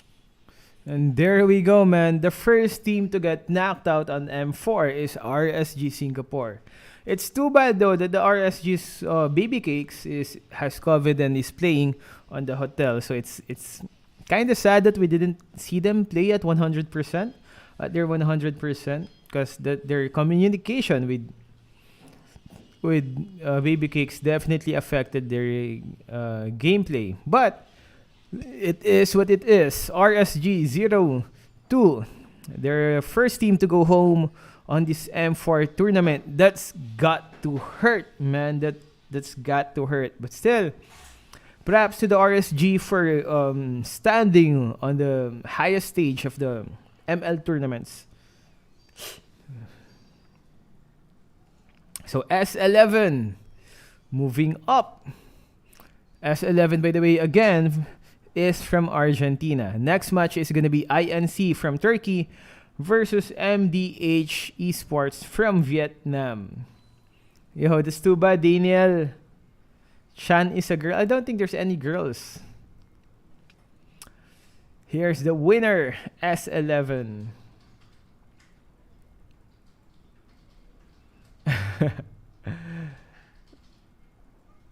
So it's gonna be S11 versus Falcon.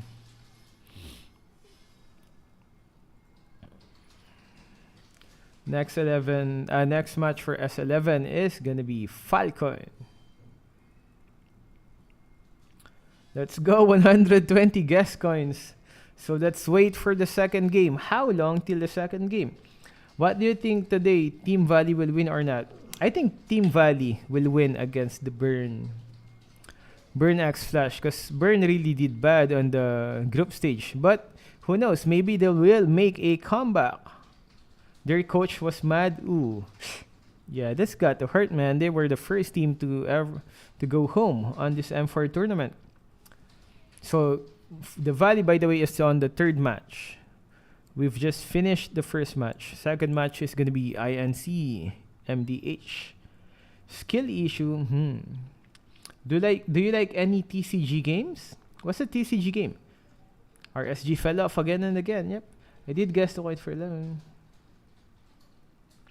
Yeah, Bene, Kadita, Martis. You can see almost the same heroes being used in the M4. Ruby though was chosen on this match, so you rarely see Ruby. And I think Estes, so far it's only the Blacklist that have used Estes. It's quite nice that the Blacklist has their very own. Yeah, Ruby was squishy. Yeah, Bene is also being spammed on the M4 tournaments. Baby Cakes didn't even bother to go to the stage. How can he go to the stage? He's in the hotel. Didn't you join Philippines or English? Why don't you join Philippines or English commentary team? Oh, that would be nice. Probably someday. When you will come to India. India. Not sure, man. Oh, TCG card game. I think the only card game I've ever played in my life is the Pokemon card game way back when I was in grade 7. Predictions on Valley, like I said, I feel like the Valley is gonna win against the Burn X Flash. If we're gonna base their performance on the group stage, the Valley definitely did way better as compared to the Burn X Flash. What music do you listen to? A lot. Rag and Bone. I love the Rag and Bone. Die Artwood. How do you say? Die Artwood, I think. Weird songs by Sasageo. Iba boses mo sa recording kesa sa live. Yeah, because we actually changed our... This is how we record on record videos. Hey guys, what's up? So the Immortal skin is finally here, and it's looking amazing. His ultimate has all the hero and Abyss skins as background effects. There. Because a lot of the guys, we kinda change our voice during the record. We have to lower it a bit. Happy birthday again, Farhan Zamri. What's up? Constantly. Been watching you for like 4 years, not constant. Yo, thank you, Sullivan. Happy birthday, Farzan. Iconic voice. They learned their lesson using the fighters as tanks instead of real tanks. Ooh, snap. You proved it. I thought it was an AI generated voice. Nah. A lot of the guys are saying that. Or it has voice changer or something. Not really. We just kinda, I don't know. I don't even know what I actually do to change the voice. It's just that I've been recording it so much that's... Again? Hey guys, what's up? What's old script do I have? Let's try a different script. How about the script from... Okay, let's just... How about the outro? Just the outro. So what can you say about the skin? Is it worth buying? Share your thoughts in the comment section. I'm going to leave you with the skin's exclusive voice lines. Stay safe and thank you for watching. Mia Khalifa, sus, do the your mom thing again. The mom thing.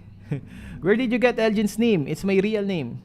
Shout out to Savio Silby. What's up? Fake taxi scene. Elgin, like Mia Khalifa.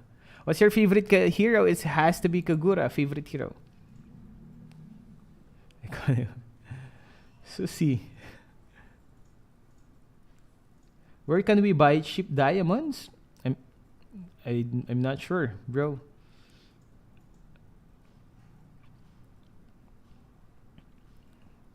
Who is the last member of the Abyss?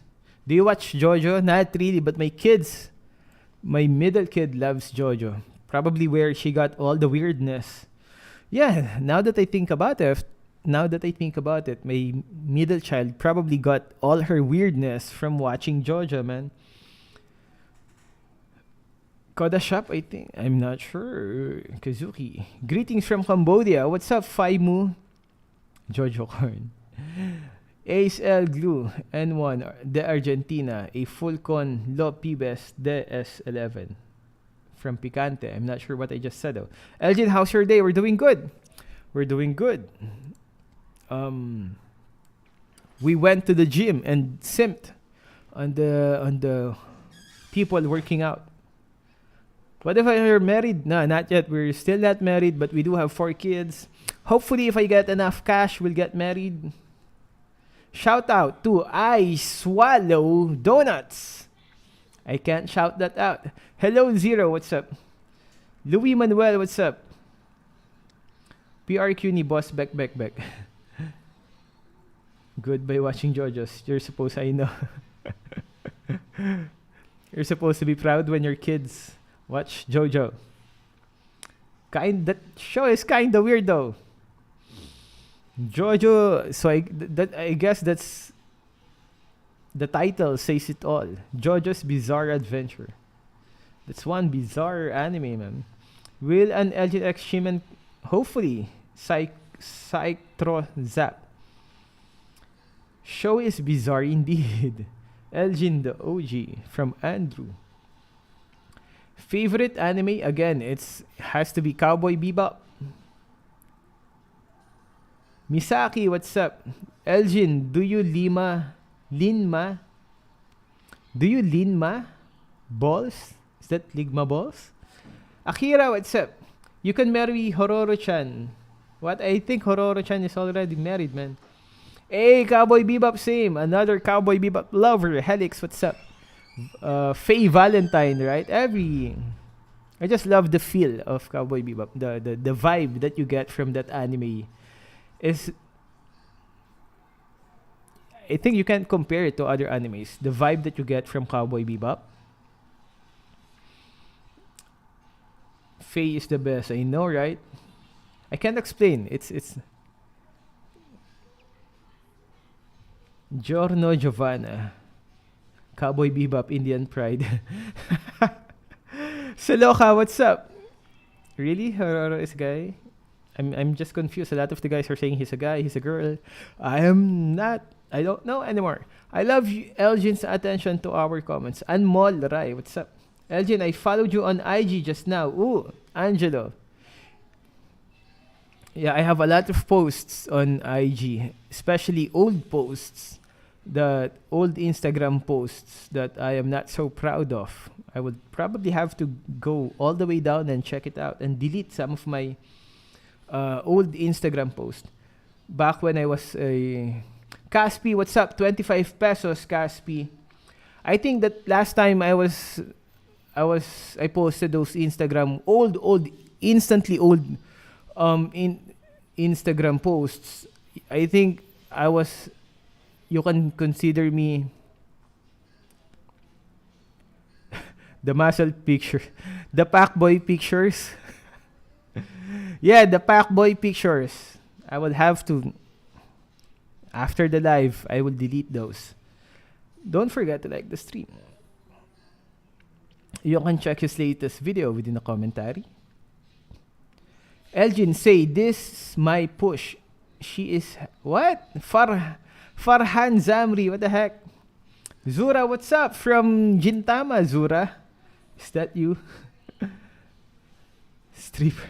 Elgin, play Hanzo in one of your videos.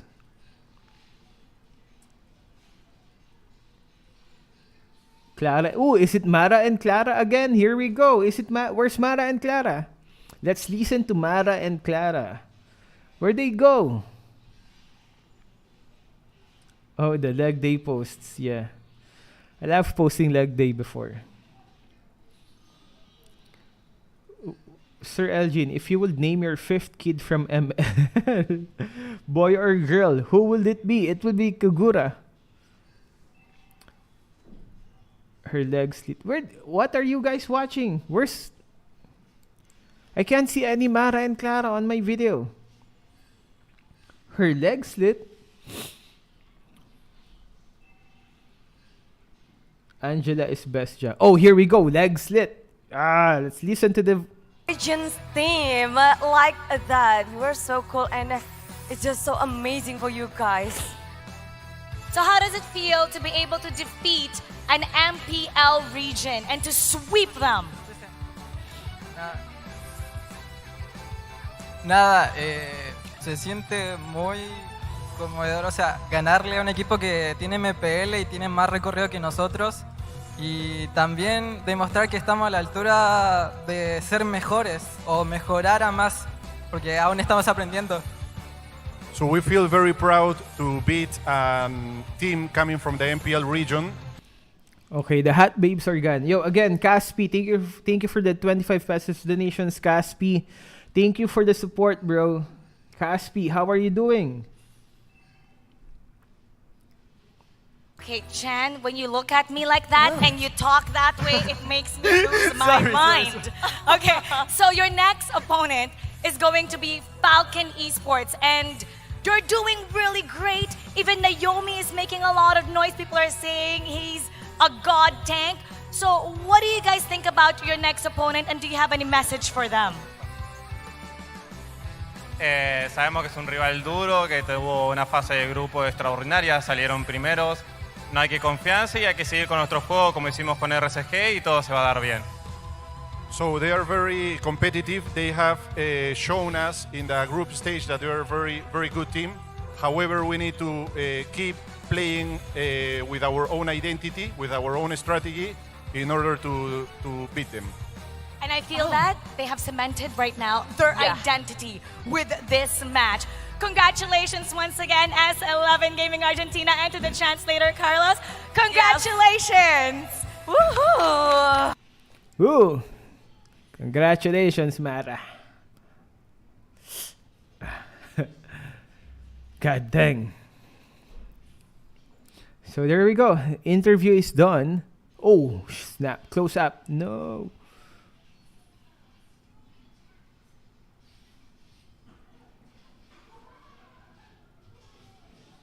Oh, snap. Okay. There we go. I'm not sure, Zero. Congress election, Edgit. Congress election? Why? Why did it suddenly become about Congress election? What's their language? I like the sounds. I don't know, man. I was just looking at the... Elgin getting thirsty. Fritz, Ian Rivera, what's up? Lawrence Carisusa, Spanish, isn't... They're from Argentina. S11 is from Argentina, by the way. What? 34 minutes before the next game? What are we supposed to do for 34 minutes?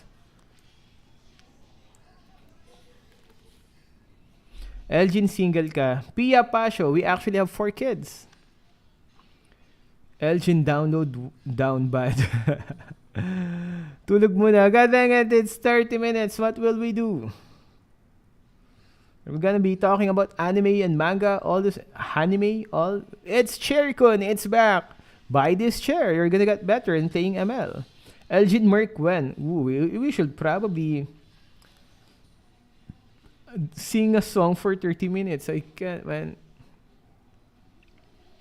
I just see you soon from Blank. Yo, Blank, thank you for joining us. Stream 1 Classic. Chair meta is back. Oh, it's different. It's a tourism. Pamper your soul. Visit us. Explore the nature. We have tons of good stuff. Satisfy your appetite. You're forever alone though, so you're still probably gonna be sad. But race up your life. Wonderful journey. Alone. Probably find some GF during your... Watch One Piece. I can't watch One Piece. We're gonna get copyrighted. Indonesia, Philippines, Malaysia, Singapore, Cambodia, MENA, Myanmar, Turkey, not America, Latam, Mekong. Where's that? Sorry, guys. I do not know. We need more. We need to learn more geographically. See you later. Yo, Angelo. Thank you for watching, Angelo. One Piece is real. Did you watch Welcome to Demon Slayer? Not yet. Latin. Oh. Okay, Latin America. Thank you for enlightening us, cause do you have redeem codes? I don't have redeem codes, man. What's this? It's Amon. Buy Amon skin. You'll have a better life. You can kill Irital with Amon. Shout out Sian Razel Pablo. What's up? Shout out Jirens Igtiben. What's your favorite hero? It's Kagura. Say hey guys. What's up on camera? Elgin again. Okay. Hey guys, what's up? Hey guys, what's up? Hey guys, what's up? So Leomord Sabiskin is finally here, and it's looking amazing. But since you're poor and don't have any cash, you can only dream about a Leomord skin. So keep dreaming, and that's it. Who's more handsome, Gushon or Amon? I'd have to say Gushon. Sorry for the...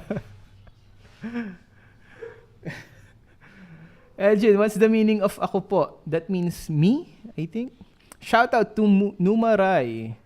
Elgin, say a pick-up line. Aray naman. I'm sorry, guys. I am sorry. I just had... It was a...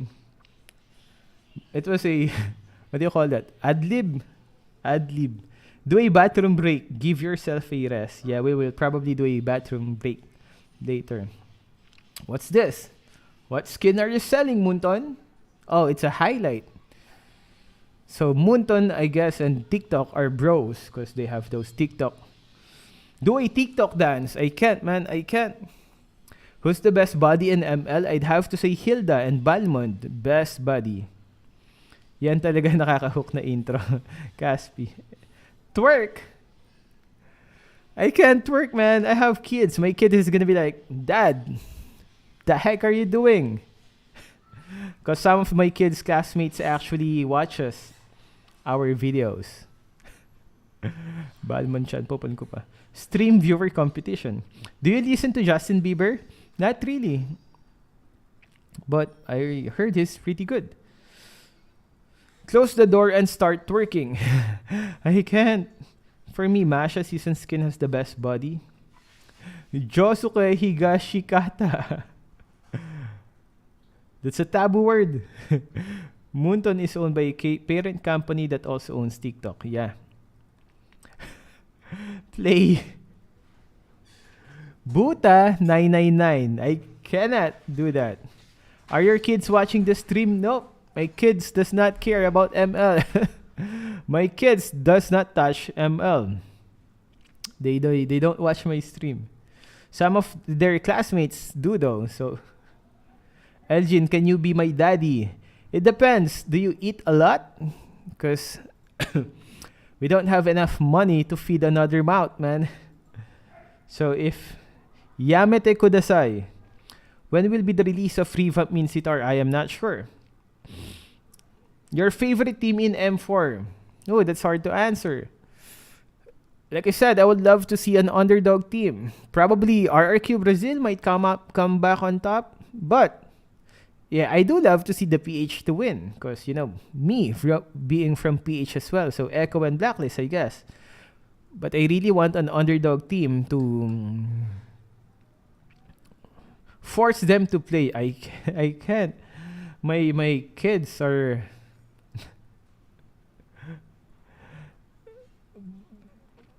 Why ML is nerfing Boobas every time they rework a hero? Booba nerf. I know, right? I know. We have to. That's the one thing we have to stand up together for. Why are you nerfing? Why are you nerfing boobs, Moonton? Come on, man. That's the one thing we have to stand up together and prevent that from happening. It's gonna be flat ML games. I'm not saying there's anything wrong with being flat. I'm just saying, don't nerf some of the already your kid's name, but only their first. All of my kids' name starts with Y. Funny deserves to be nerfed. Flat MLBB. Hello, Kuya. Hello, Chugs Place. What's up? Artia Apangbang Messi. I'm sorry, bro. The sailor skin of Mia has the best booba in a character. Ooh. I would love to see Hilda in a Sailor Moon outfit. Yusun Shin, first child. Hopefully not Yaoi. Na. Is this the reason why Elgin plays ML a lot? Because of the boobas? I mean, come on, man. Let's be honest. Would you love to play a character that jiggles a lot during... I mean, it's more enjoyable if your character jiggles more during gameplay, right? It will be motivating. I mean, who cares about physics? Who cares about gravity, man? We don't care about reality of physics. Not so much anymore, US. Hell, yeah, Daniel, a bit. It depends if I have much work, Daniel. If we have a lot of work, we can't really push rank that much. If not, if we have some free time, we do push rank. All we care is human anatomy, bro. Oh no, Elgin's motivational speech. Elgin, have you beaten Pokemon Fire Red? My first Pokemon game was Red and Blue. God dang, Ash never ages. Bundang Diza, thank you for the 2.5 bucks, bro. Myanmar? Is that Myanmar? Bundang Diza, again, thank you for the support and donation. I appreciate it a lot. Have you... Elgin, imagine your kids watching now. I am 100% sure my kids are not watching right now. Mia Khalifa new hero coming out. Mia Khalifa new hero coming out. I would have to say ML, because this is the Who's your favorite Pokemon? My favorite Pokemon is Bulbasaur. It's just so OG that Bulbasaur refused to evolve. If you watch the old Pokemon, what's that? Cartoon or anime? Bulbasaur refused to evolve, and I just think that's so OG, man. Bulbasaur. Bulbasaur refused to evolve into Ivysaur. So for me, that's snap, OG. You have a radio voice. It's rare. This is not even the voice that we use for records. Any good mage to use? I'm actually finishing a Glue lore. Glue 1 minute lore. 1 minute lore video from Glue. Glue's story goes like this. Did you know that someone survived from Tigrel's 2nd Regiment rear guard? And that person is none other than Glue. So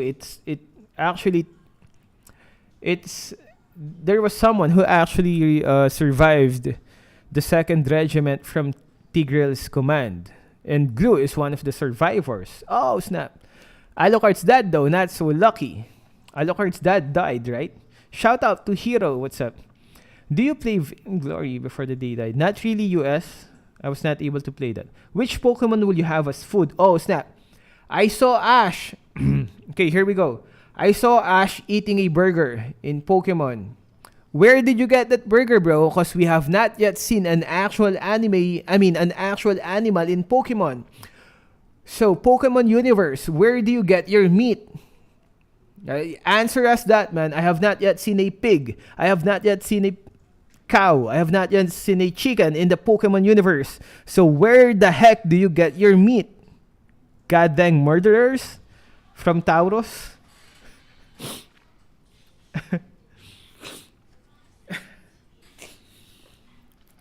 They eat Tauros. Vegan burgers. Synthetic meat.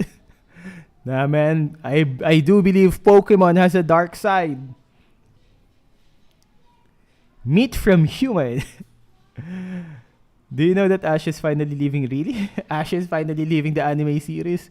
It's time for Ash to get old. Ash does not get old. He actually gets younger and younger on each cartoon I see. Really? I've only known the OG Pokemons, the 150. Actually 151. Ash is a human eater. Probably that's why he doesn't not age. Elgin, did you saw Sylvana Legend skin trailer MLA? MLA? Not yet. Not yet. I don't have much news on MLA though. Sir Elgin, what do you think if Moonton collabs with God of War and the new skin Kratos for Martis? Definitely.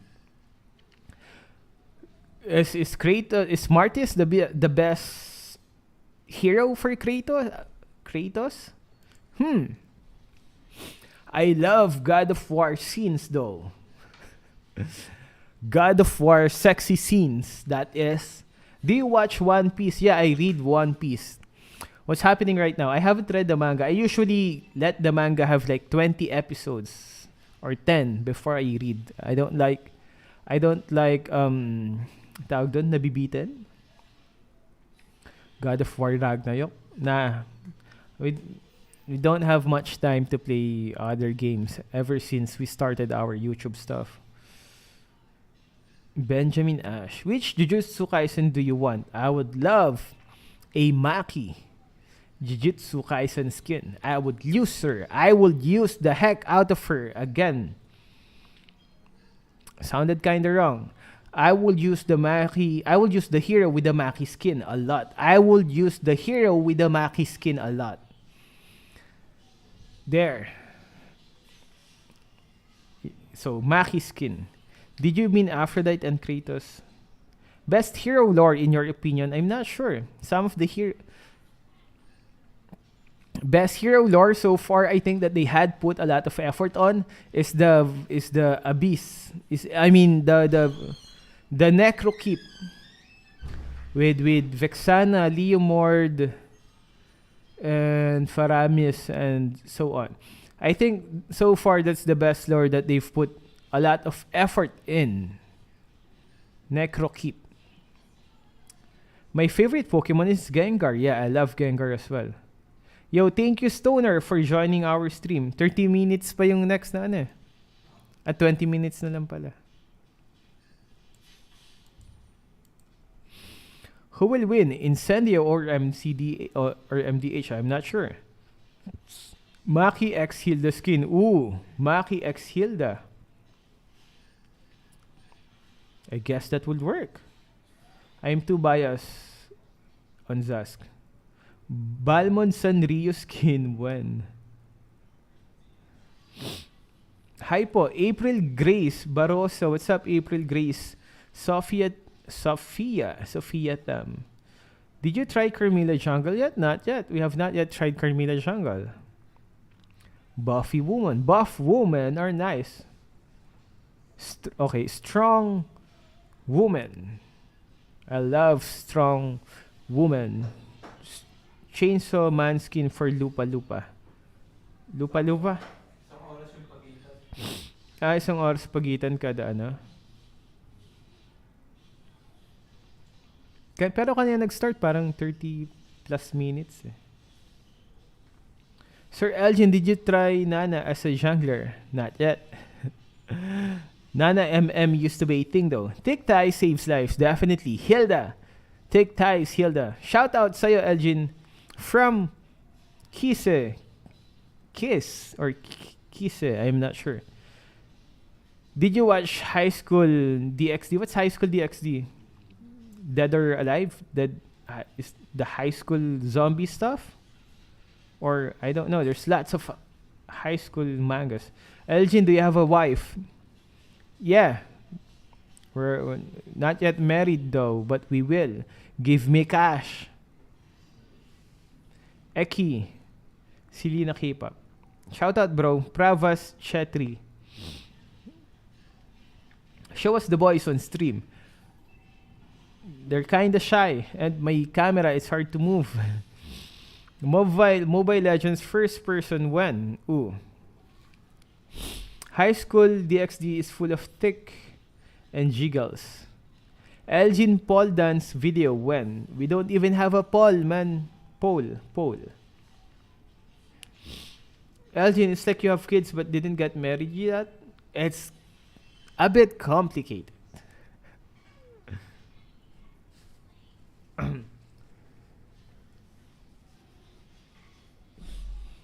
Elgin, do you support transgenders? Yeah, sure.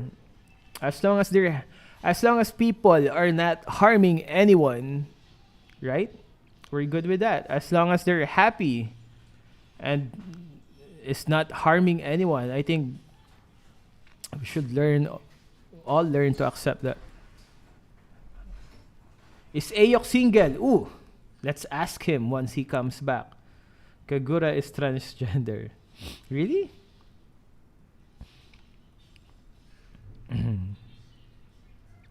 Mali na. Ilan taon na po mga anak mo? We have 16. My oldest one is 16, turning 16 this year. In February. We're doing good, Moskov. Moskov isn't well. Why? Mara's legs waiting for you. We're waiting for Munton is real. When is the marriage? When we have enough cash. What do you have to say about Andrew Tate? Andrew Tate? Is that Andrew Tate? Andrew Tate is on some high crap. Elgin IG name? It's Elgin Gaming. Do you do push-ups? Yes. What's your thoughts on the current carry? Too strong, man. I think we're gonna see a carry ban soon. Shout out to Rommel S. Awisan. What's up? Yo, Fame Chu Jiangpo, welcome back. Yeah, Andrew Tate got arrested because of a pizza, right? Andrew Tate got arrested because of pizza. Like,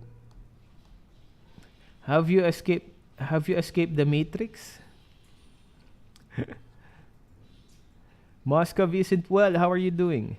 Sir Elgin, do you think Phoveus can counter Fanny? I mean, Kerry.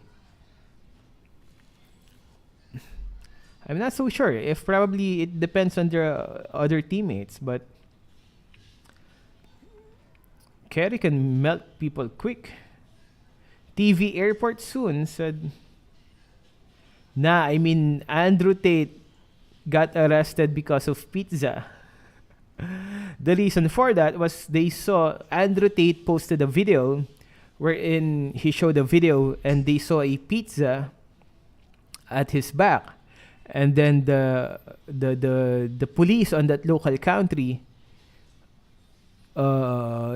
discovered that he's still within that area. That's why they were able to arrest Andrew Tate, because of the pizza box at his back. Romanian pizza. Yeah. Did you ever trash talk teammates? I'm not sure, man. Probably at some point.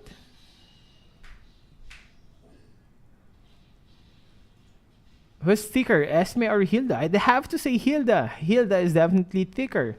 Although Esme is curvy. Right? Prediction on M4 Champ. We actually made a video about that already. But I think it's going to be the blacklist. But like I said, it's just a wild guess. There's so much happening. There's so many upsets in the matches on this current M4. Let's not forget that Blacklist was also taken down by Falcon twice. And some of the teams that we expected to do good did not do so good during the group stage. But still, in the end, it's Indonesia versus PH. The top teams right now is Echo, Onyx, RRQ Indonesia, and Blacklist. Those were the teams that we predicted that was on the first, second, third, fourth. Esme is thicker because of Shield. Mommy Esme. Esme gang. Man, a lot of you guys is down bad for Esme, right? Do you believe in the Matrix? Not really, man. I think we are so alive right now. If you want to test if you're in the Matrix. Sir Elgin, what hero can counter Kerry because I have lose streak in rank because of Kerry? Who? Some of the guys are using Kufra. Maybe even Phoveus will work. They also use Yuzong to target Kerry. Do you sleep? Yeah, we do sleep. Yo, tell me how to pronounce your name. Fao Mei Chu Jiangpo. Fao Mei Chu Jiangpo. All the way from the West Side Sims. Do you think Kerry carried Onyx? Kyrie, definitely, man. I mean, it's still a team effort, but Kyrie definitely got his worth from that import pay. Come in India. Ooh.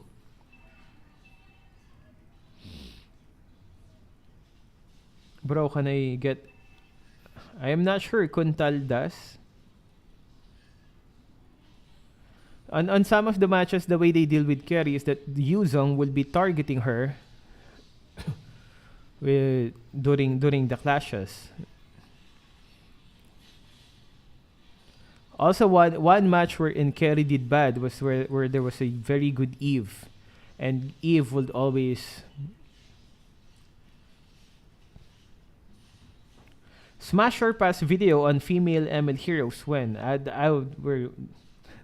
That's a bad game for us because we will probably smash all of them. Can we get Prime Skin level 62? I think so. Have to be a bit lucky though. Do you know Wrong May? What's Wrong May? Foul May? Lunox X Zask. Can we get Prime Skin level 62? You have to be a bit lucky though. Elgin, even Shin wants to play with you. I asked in his live stream. Yeah, Shin is pretty good. Oh, do you know Wrong May Tribe? No. I would have to search that app, bro. Sir Elgin, can Kerry push the team to win? Definitely. There's lots of instances where Kerry was carrying. We've seen that a lot of times happen in the M4 tournament. Elgin, do you drink gin? Yeah, we drink all tons of gin. Gin pomelo, gin tubig, gin guava, gin C2, gin Red Bull. Play with Shin. Probably one of these days we can play with Shin. Smash all of them? Nana too? Probably not Nana. We don't swing that way. Kuya Algin, Hyperblend mode right now. I can't play. Do you know watch Tokyo Ghoul or read the manga? Yeah, Tokyo Ghoul. Kinda sad how dark it went though. Tokyo Ghoul. It was so better when he was just chilling in the was it coffee shop? The first season was chill, man. It was fun. Again, it got darker and darker. People getting killed. The protagonist actually killing innocent people. But still, Gin Sipol, yeah. When you're too poor to buy a chaser, Gin Sipol, you just drink the gin. And since you have no money to buy a chaser, you have no choice but to just whistle. Spoiler, didn't it already end in the anime? Is the Tokyo Ghoul anime still not done? Kuya Elgin, how old are you? We're 36 years old. Angela Pasqua, what's up? Do you watch Boku no Pico? Not really. Do you know the game Tekken 7? Yeah. We used to play a lot of that game. How old are you? 36. What about Death Note? Nah. I know Death Note is one of those very great animes. But for some reason, I have not yet watched that. I know it's one of the old OG animes out there that is very good. But for some reason, I was not able to watch that. Have you read Berserk? Nah. Not yet Berserk. I don't know, man. When some animes get the hype before I read it, I kind of lose interest. I don't know why. Whenever I hear of animes or mangas that's already hyped and I have not watched it or read it yet, I kinda lose interest. I don't know why. That's spoiler to that note to Elgin. Dragon Ball, definitely Dragon Ball. Try Berserker manga, it's definitely worth a read. Did you watch Voltes 5? Yeah, I think most of us have watched Voltes 5. Sir Elgin, who do you think is gonna win? I think on this one, my money is on the INC. Top priority Smash. Esme, Freya, Alice, Kagura, Mia. Oh, snap. Freya. How many children do you have? We have 4 kids. Breaking Bad or Game of Thrones?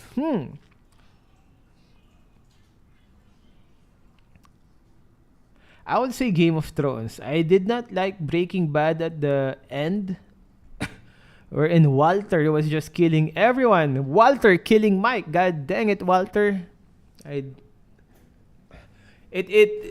started stopping. I didn't like the Breaking Bad at the part wherein Gus died. When Gus Fring died, it just went bad. Stop spoiling us. This is old show.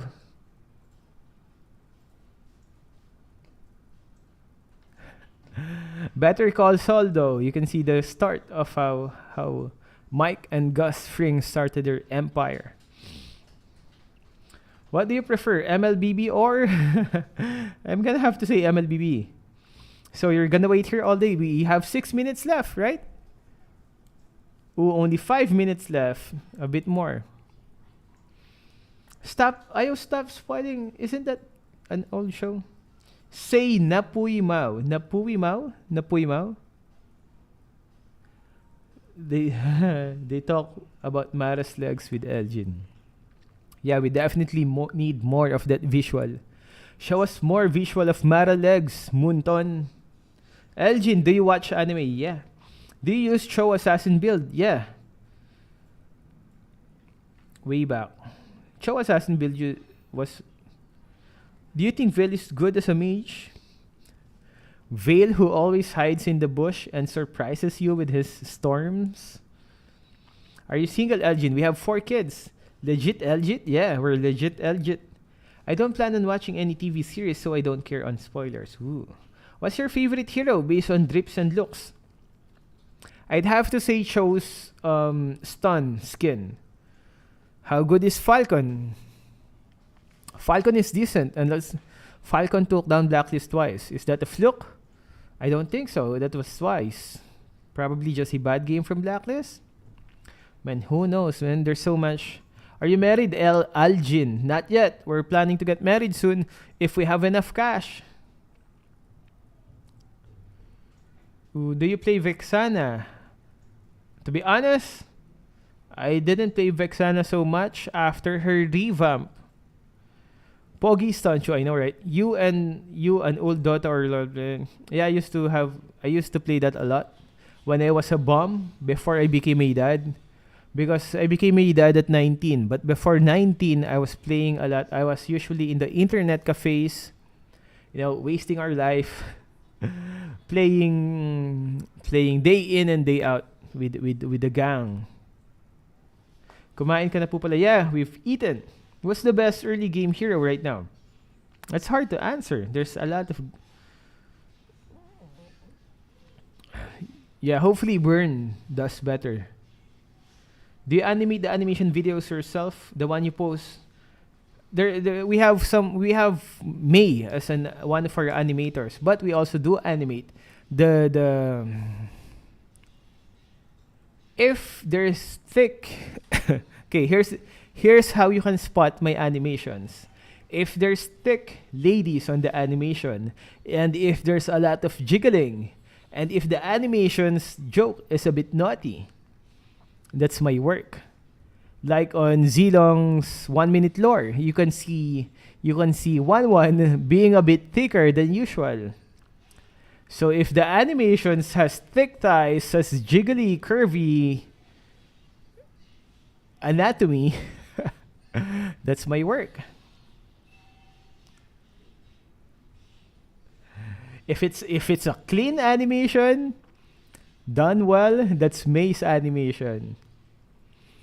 If it's jiggly, if there's that Lolita's face, have you seen that? Lolita with La Latina reference. That's definitely my work. I cannot ask May to do that. Yes, do more, Elgin. I want to see. Yeah. Yeah, jiggle physics, man. I think that's one of the best things in animation, man. You don't have to follow the rules. You don't have to follow any physics rules. You make your own rules. So if you want the goddamn thing to jiggle, it's gonna jiggle. Joke, what's up? I know, right? In your opinion, is 1-1 good in your... Yeah, 1-1 is good. You can see 1-1 being spammed here in the M4. Usually getting banned though. That's been your animation since 2019. and that Gushan and Leslie video. Have you guys seen that? Also the dirty jokes in the LG news.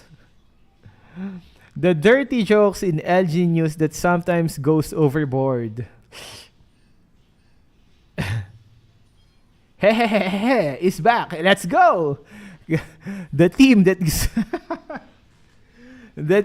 giving the casters a hard life. Any reason why watch matchmaking isn't fixed? I think this is how the matchmaking works. That's why sometimes you're being paired against pro guys or the bad guys. Leonine's lore story animation when? I'm not sure. May is finishing the 1 minute lore on Granger right now. And the next 1 minute lore is gonna be glue. I will. It depends. If I like the lore, I will probably make it myself. For example, if after I finish the glue lore animation, maybe we can make some glue. Elgin, do you often choke in RG? I guess so. That also happens. Alpha lore short. Probably after the glue, because we still have to finish Granger animation. Long hair Elgin Supremacy. Ooh, have you seen my thumbnails on the second YouTube channel? We had a long hair there. Total wins of Blacklist. They had 3-1. 3 wins, 1 losses. The score resets though. Definitely not Moskov. This guys before these pro teams that steps on the M4, they had to duke it out in their own country before they can step on the M4. So they had their own tournaments. Even here, the MPL, even the PH teams, they had to duke it out with the other PH teams, other pro PH teams, before they can step on the M4. So this guys being here already says a lot. Even if they lose, just being in the M4 is a great. Elgin, cats or dogs? I am not sure. Maybe vote both. When's the next animation? To be honest, I will have to finish the up to January 15 before I can work on the other animations, because I have to live. Like my live stream each day for the M4 event is like more than 6 hours. 6 hours or more. So that really takes up a lot of my time, and I am not able to work that much on our animations. Who's your favorite team in NBA? I haven't watched NBA ever since Jordan left the scene. Good luck. Yeah. LG news when? I don't know, man.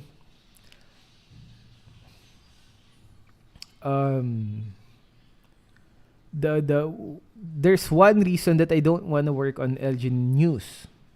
Although it's very fun to make, and the jokes, and it's good views, I don't get to practice the frame by frame animation on LG news. That's more on tweening animation on the LG news. So I would love to practice more frame by frame animations. Toon Boom Harmony is what we're using. Favorite anime opening? That's hard. Probably Slam Dunk. What's your favorite Tagalog swear word? Did you watch Wednesday? Not yet. I'm not sure about the swear word. Hopefully the game starts now, man. We've been waiting for a long while. Hey guys, what's up? Ace Plays. Hey guys, what's up? There's a new update in the advanced server, and it's 1.7.69. Ooh, 69. Elgin, gonna do commission? Nah, not really, man. We already have so much work for us to... we can barely stay alive on the work that we... 9 minutes, god dang it. We just waited so long, and now it's another 9 minutes. We're already dying with so much work that I don't think we can do any commissions. We did do some commissions for Moonton before though. Ano pang animating software niyo po? It's Toon Boom Harmony. Elgin, did you find Who Let the Dogs Out? Not yet, Abdul Hasib. Ano pang animating software? It's Toon Boom. Toon Boom Harmony is the animating software that we use. Yep, we will shut up once the draft pick starts so that we can listen to the... Teach me a curse word in Philippines. Who? Curse word. I'm your neighbor. Really? Phao Mei Chu Jiang Po? Here in Navaliches? here in Sauyo. Elgin face reveal. This is our face though. Sir Elgin, what if Munton asks you to join in MPL with your boys as a team? And what will you name your team? Probably Elgin and the boys for the team. Yo, Elgin, what's up? Greetings from India. Trigger, what's up? Where do you live, Fao May? Elgin, body reveal. Is that OnlyFans? Do you like heavy metal? Sometimes. Eab, Elgin. Please give me Leo more the beast. Shout out to Dumb Zombie. What's up? Ho ho ho. Shan Young. Shinmen collab when? Probably one of these days. Do you watch VTubers? Not really. I am hoping for the Valley. Said by Dibakar Hadik. Hey, what's up, DDN? Elgin, can I type down name of your city? We're in Novaliches, Quezon City. Novaliches, Quezon City. Bagbag, Sauyo, Franco Street. Sir, Elgin, do you pick funny sometimes? Not really, we're bad at funny. Do you like cucumber, Elgin? I love cucumber, man. I can spell it. Why? Which team are you supporting in M4? I would love to see a team coming from the lower brackets win the finals. But personally, right? I would love for the PH team to win, but like I said, I would prefer an underdog team to win this.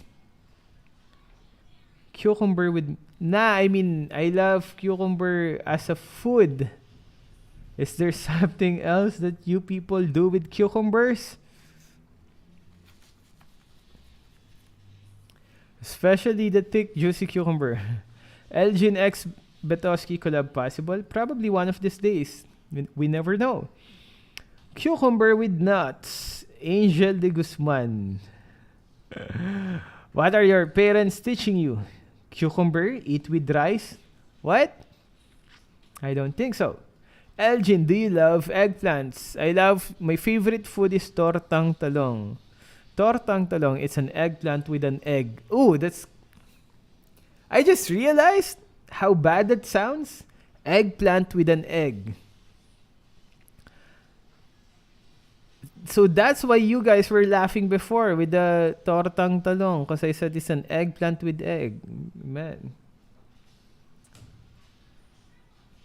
Do you love bananas?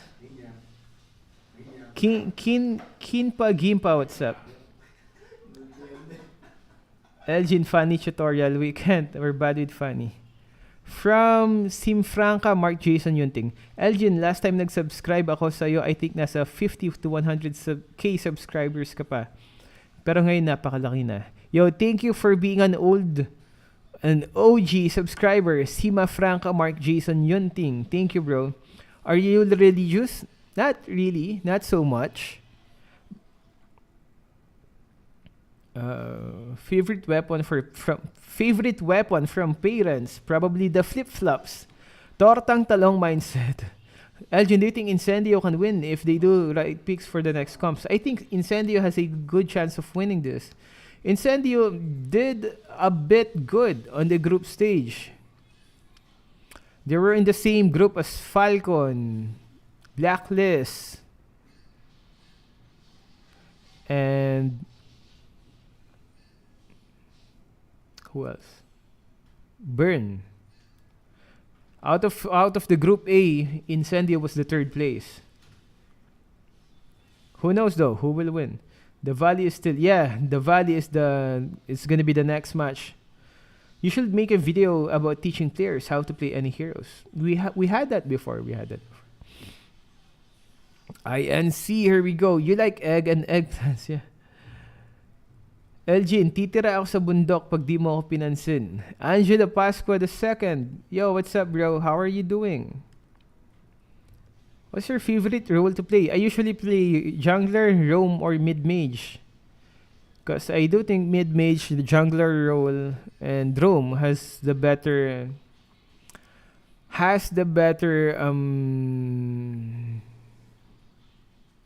can better shape the early game of the game. Of course, late game is gonna end up with a carry, But I shaping the early game can be a huge help in matches. What's your favorite anime? Cowboy Bebop, Layla Mage na. Favorite horror movie? Bala ko manood kasama for... I don't know, man. I'm bad with horror movies. I'm actually... Elgin, bye-bye. I'm late for tuition. Yo, Fao Mei Chu Jiang Po. Thank you for visiting, bro. See you again. I'm not sure GXT plays.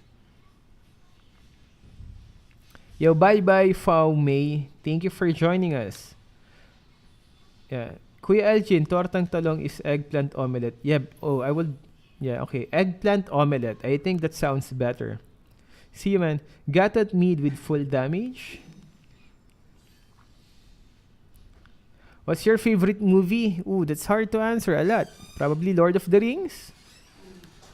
Lord of the Rings. Have you watched Avatar 2? Not yet. My bet is on INC, but like I said, we never know. Maybe MDH will win this. Have you reached MG yet, Elgin? And are you planning to... yeah, we've reached MG Ultra. I think the highest we've got was 800 or 700. Yeah, Lord of the Rings. I also read Lord of the Rings in the book. Way different in Lord of the Rings movie. Lots of different stuff in the Lord of the Rings book and Lord of the Rings movie. Can you try Kagura jungle? That used to work. The old Kagura, they used to use her as a jungler, and it freaking works. The old Kagura, before her revamp, Kagura jungle works. You can see the top Kagura players using her sometimes as a jungler. Favorite anime? Cowboy Bebop. I'm not sure if you can pull off Kagura jungle now, though. Is tortang talong your everyday meal? I wish tortang talong was my everyday meal. If someone could provide me with a tortang talong everyday meal, I would marry the heck out of that person, regardless of gender, man. Favorite animal? Ooh, I'm not sure. Because probably dogs. Nis Nukha, what's up? Yo, Ibn Rigia, thank you for the $60. Ibn Rigia. How are you doing, Ibn Rigia? Thank you for the support, man. I will provide you. Let's get married now. Co 55. Elgin, you watch Jojo. I hate tortang talong with when they... Oh, is that doggy? Doggy, oh. Nakakap. Jason Nick daw, what's up? Because there's some tortang talong wherein they get cheap with they become cheap with eggs. They don't put enough eggs. I want my tortang talong swimming in eggs, man. Again, that sounds wrong. I should learn how to better construct my sentences. Are you married or happy? We're not yet married. We're happy though. We have 4 kids. I don't know. I have not yet watched JoJo. Oh, here we go. I'm gonna shut up once the draft pick starts. Nah, I mean before the old Kagura, before her revamp. Yeah, I'm gonna shut up once the game starts, guys. I usually say we because I always refer with the team. As you guys have noticed, I use the word we a lot because the Elgin channel is a team together with the boys. Elgin, your age, we're 36. So I'm gonna shut up for now, guys, and let's focus on the game. INC versus Hehehehehehe. Coming in from the first match of the day, where S11 and RSG let a lot of these heroes open. Remember, Fanny wasn't banned nor picked at all in match 1. Yeah, to answer your question, yes, I think we're going to see it differently aside from the fact that Eve is going to be the priority for both teams. Because if you look back during the group stages, both these teams, even when they're playing in different groups, they have prioritized that hero. So apart from that, I think we can see somewhere along the lines of maybe a Lolita perhaps, because it was banned out in the earlier stages. Even a Hayabusa at this point is not a long shot for both teams. It is as well. It's going to be MDH banning away the Kaja. I feel like this, between these two teams, is going to be the battle between the majors, right? It's going to be the battle of Rosa going up against My Help, right? And I feel like this first pick is definitely going to go for that Eve. But rest assured from the side of Incendio, even if the Eve is not picked, there is always that Farsa that, you know, Rosa could actually fall back to. Incendio have a lot of options to play with, right? I mean, when you talk about Incendio in the group stages, sure, we could just talk about the gameplay, but personally for me, I felt like their drafts were really impressive, and they have a chance to once again display it here by going for a flex pick. Yep. Eve is the prio pick. That's what we expect them to go for, but they can also just go for something like a Grok, or perhaps just a Valentina, a flex that can dictate the drafts. With the Valentina first pick, though, it's a hero that we have not seen a lot of here in the knockout stage. It's weird, right? But at least in the lower bracket, we haven't seen that before. Now it's one of those priority picks that you can never really go wrong, because no matter what your opponent picks up, you have a chance to copy it. Fredrin is also a priority for MDH. They will not be taking it. And then there is that choice of getting the Claude now, so that you will not have any problems in your marksman department later on. But I think the Eve still is a good pick for MDH. I mean, MDH could definitely go for the Eve, but then again, you'll definitely be giving that real-world manipulation over to the side of Rosa with the Valentina. But the only problem about the Valentina is that very short range, right? You gotta really go up to the face, the first skill, second skill, and then get out. By then, you may take a lot of damage. And Wolf, as you predicted, there's a claw being picked up by MDH, and there you go. Leslie going in to the side of Incendio. Last time this happened, it was literally the last game. RSG, they picked up the Leslie to counter the Claude, but what did that activate? The backline threat from the enemy team. And right now, MDH have a chance to, again, just pressure the Leslie. In lane, I would say, Leslie is such a good pickup against the Claude, but in these team fights, it's so difficult to pull her off. It kind of makes me think that maybe Lolita or the Grok will be the next choice here for Incendio, or maybe something like a Cho. But yeah, both Lolita and Grok can protect this Leslie if ever. So that will be the Grok. And I guess what's different here is that the Leslie is an anti-tank in a way. So Fredrin might not have the best time for this one. Your prediction has been going pretty well right there. Grok being picked up by the side of Incendio, and then it's going to be a Hayabusa over the side of Joga. Yeah, we mentioned this too. You are about to mention that. What is? You're on fire right here, Wolf. Maybe because at least this is what we saw in the group stage. And Incendio, with all due fairness, we saw a lot of games from them. They played 5 games. So there's a big sample size on the patterns that they're doing. So this looks to be one of the more standard ways that Incendio is actually drafting towards you. Kufra band 2. Incendio might be setting up for an assassin pick for themselves. Meanwhile, here we do have a fun fact for everybody back at home. TNTK, the coach of MDH Esports, was a player of CyberX together with Nard and in MSC 2021. Yeah, I remember You like the way I said his name? Yeah, of course. I've been listening to you during the group stages, but of course, you know, looking at the bands coming from MDH, right? And then looking at the bands coming from Incendio, I can smell a link coming up.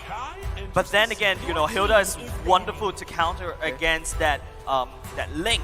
But as well, from the side of MDH, they need to ban away the Hilda because you also want to protect your Hayabusa during the earlier part of the game. But because, you know, MDH doesn't pick up the Eve early on in the draft, you're going to expect Incendio's never going to let that go. I wonder if MDH is considering either a Farsa or maybe even a Xavier. The thing with, or Lilia, I mean. Lilia is a hero that you don't give really a good ultimate to the Valentina as much as you would like an Eve or a Farsa. And that's also true with the Xavier. So instead, it's going to be Lolita. As we expected earlier on, it's going to be great versus the Leslie. You understand why they took that up. Oh, they pick it up quick. Wow. And there the it is. S2 in for Incendio Supremacy. They pick up that Martis. That's going to be so good up against this composition that wants to technically CC you down. Need my help on that Xavier. All right, we've got our draft set. Need my help's going to be very careful here because last time we saw Incendio play the Grok, Alien went for weapon mastery and all he did was flicker to the mid laner and the gold laner. Yeah, I feel like the last part of the draft was very rapid fire. Feels like Incendio and MDH, before entering the banning phase, they know what they're going to go for. So expect them to be comfortable in talking about execution. But in terms of the team composition, Wolf, what are each team good at? Like, you know, late game is definitely what MGH wants to go for. They want to make sure that the Xavier as well as the Claude is going to output the damage. But when it comes to like the actual composition, if it's a head-to-head, I think that the team fight will definitely be favoring Incendio Supremacy. This is the Turkish ube that we saw during the group stages. We call it Turkish Delight in the Tagalog stream when I was casting there. But I don't think that it's a thing in internationally, but at least in the Philippines, it's a thing. Turkish Delight, right? You know what? Let's bring it to the English desk. Going for the Ube strat as well. It is going to be Incendio going up against MDH in game number 1. First, this is the best of 3, mind you. So first team that wins will definitely gain that momentum. And so far, we've seen that the first game really matters a lot, especially considering both these teams run on momentum too. In the XP lane, Alien already with the help of Apex 47 dealing a whole lot of damage. Flicker very early on, not even a minute has gone by, and that's a massive battle spell already. Yeah, another thing to highlight as well, Wolf, you were mentioning Alien is holding on to that weapon mastery as well. So expect Alien to just go full damage drop, and MDH would need to brace themselves.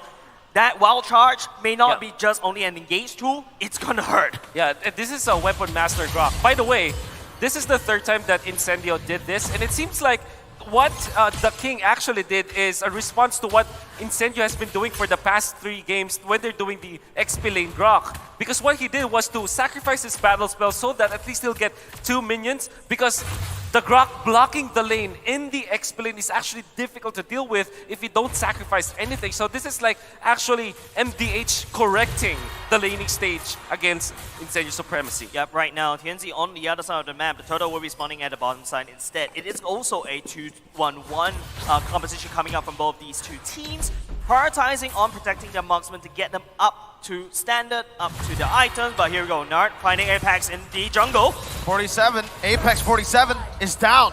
First blood over to Joga from MDH. Vietnam coming back strong here in the knockout stage. Already starting with a pretty good lead. Turtle control is not going to be for Incendio for now, but you can already see the movement from Rosa trying to get that mid control back in. Yeah, at least Apex 47 was able to go back into helping and supporting the team fight later on at the turtle stage. But then again, MDH being the late stage part of the team, Incendio on the other hand, I think they cannot give too much resources, but Joga already chunking down that turtle. Turtle number 1 already very low. You can see now, Numina Blast pops in. Tianzi is able to steal it away. That's going to be the King knocked up, taunting up 3 members. The Dawning Light not dealing enough damage just yet. The King! Oh my goodness! A massive Appraiser's Wrath to turn the tides. But Rosa is still healthy. Takes a kill back in for Incendio. That was so much damage. The King came. He literally landed down that big sword, but Rosa, Rosa. 1 HP! Rosa! Rosa! My goodness, Incendio as well as MDH, they're really bringing out the big guns. Wonderful flank coming out from Rosa, who stole the ultimate coming out from Nart. He copied the Lolita Luminum Blast and had a great angle from the backlines. That's why TNZ was able to snatch the turtle, because it was at the right moment when the retribution was already on the threshold that they can take the turtle. That gave the advantage to Incendio Supremacy. And unfortunately for MDH, Need My Help didn't have the Savior ultimate in that case. He had to wait for a few more seconds. That's why they didn't have as much damage as INC. Oh, Joga is looking at TNZ right here. Shuriken would not be able to land for now, but then because MDH pushes TNZ away, Incendio has is putting so much pressure on the top side, which is where Sunshine is.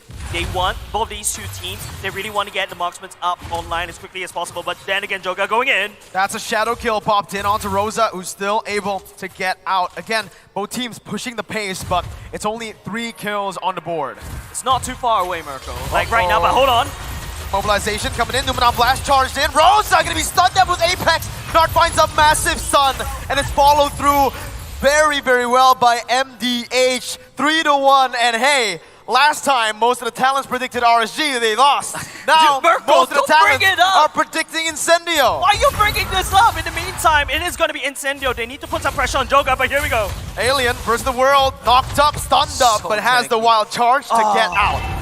When you see a Grok doing that as a defensive, it doesn't look good, right? Yeah, 3 members of MDH have physical damage, and with the Weapon Master Grok and the XP lane, he's very tanky against those heroes. The King, again, in the front lines, getting the HP back in, and that's Alien! He's so tanky! Finds the turtle! Joga jumps in with the quad shadow and the shadow kill, but it's Tianzi who finds the kill back. Rosa stole it away. Nart now gonna be the target down, as that's gonna be the sustainability from Incendio. Tianzi finding a double kill with the decimation. The double kill decimation on top of TNZ is going to allow him to snowball out of control, and that's exactly not what MDH want to do. They have a very strong control in the early part of the game, but they let it go. Knowing the Grok is just with 2 Legion Swords and a Fury Hammer with the Weapon Master, is very tanky against physical attack, and he even dodged the Savior attacks.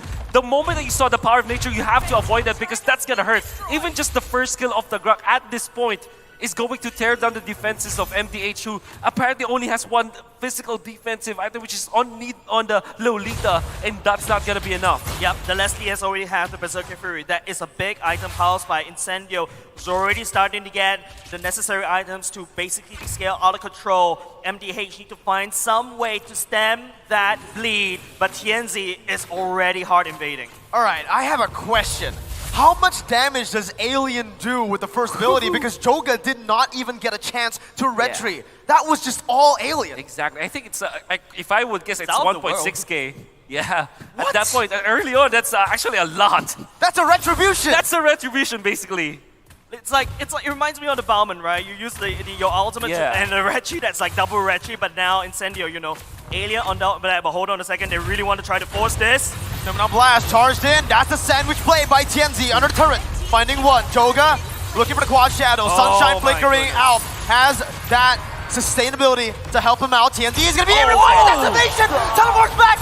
It's a disaster for MDH! It's a double kill for TNZ, and they're looking to capitalize on to the first turret up in the gold lane. TNZ is building a snowball out of the dead bodies of MDH.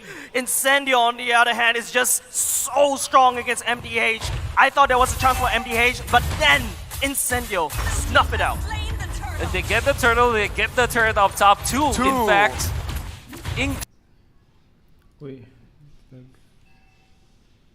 they lead out to what? Maybe 6,000 gold up at this moment. You're gonna have to hand it to INC. This Turkish delight strategy with their Estes is just so good. It's not a delight, Oh, man. Look at that! Alien jumps in with a wild charge. Oh my goodness, the healing comes in clutch too. The King unable to find the Appraiser's wrath. And again, I do believe it's not a Turkish delight because MDH are not enjoying it. Oh, they're not enjoying, definitely. The moment that you see someone not dying for INC, the sustain is gonna be there. So MDH, the only way for them to engage is to get a pick off. All in on one hero, eliminate that. The moment that you don't get a lethal initiation against Incendio, you're in big trouble because now you have overextended, they can easily punish, and there's no team fight for you afterwards. The worst part is, just take a look at MDH, the state of their map. It's looking very dire. On the other hand, Incendio, you know, they've got all the defensive structures up. They have all the time in the world. MDH is not allowed to scale all the way to the later parts of the game. But even with the Claw, take a look at the items. Golden Staff as well as the Demon Hunter Sword already built.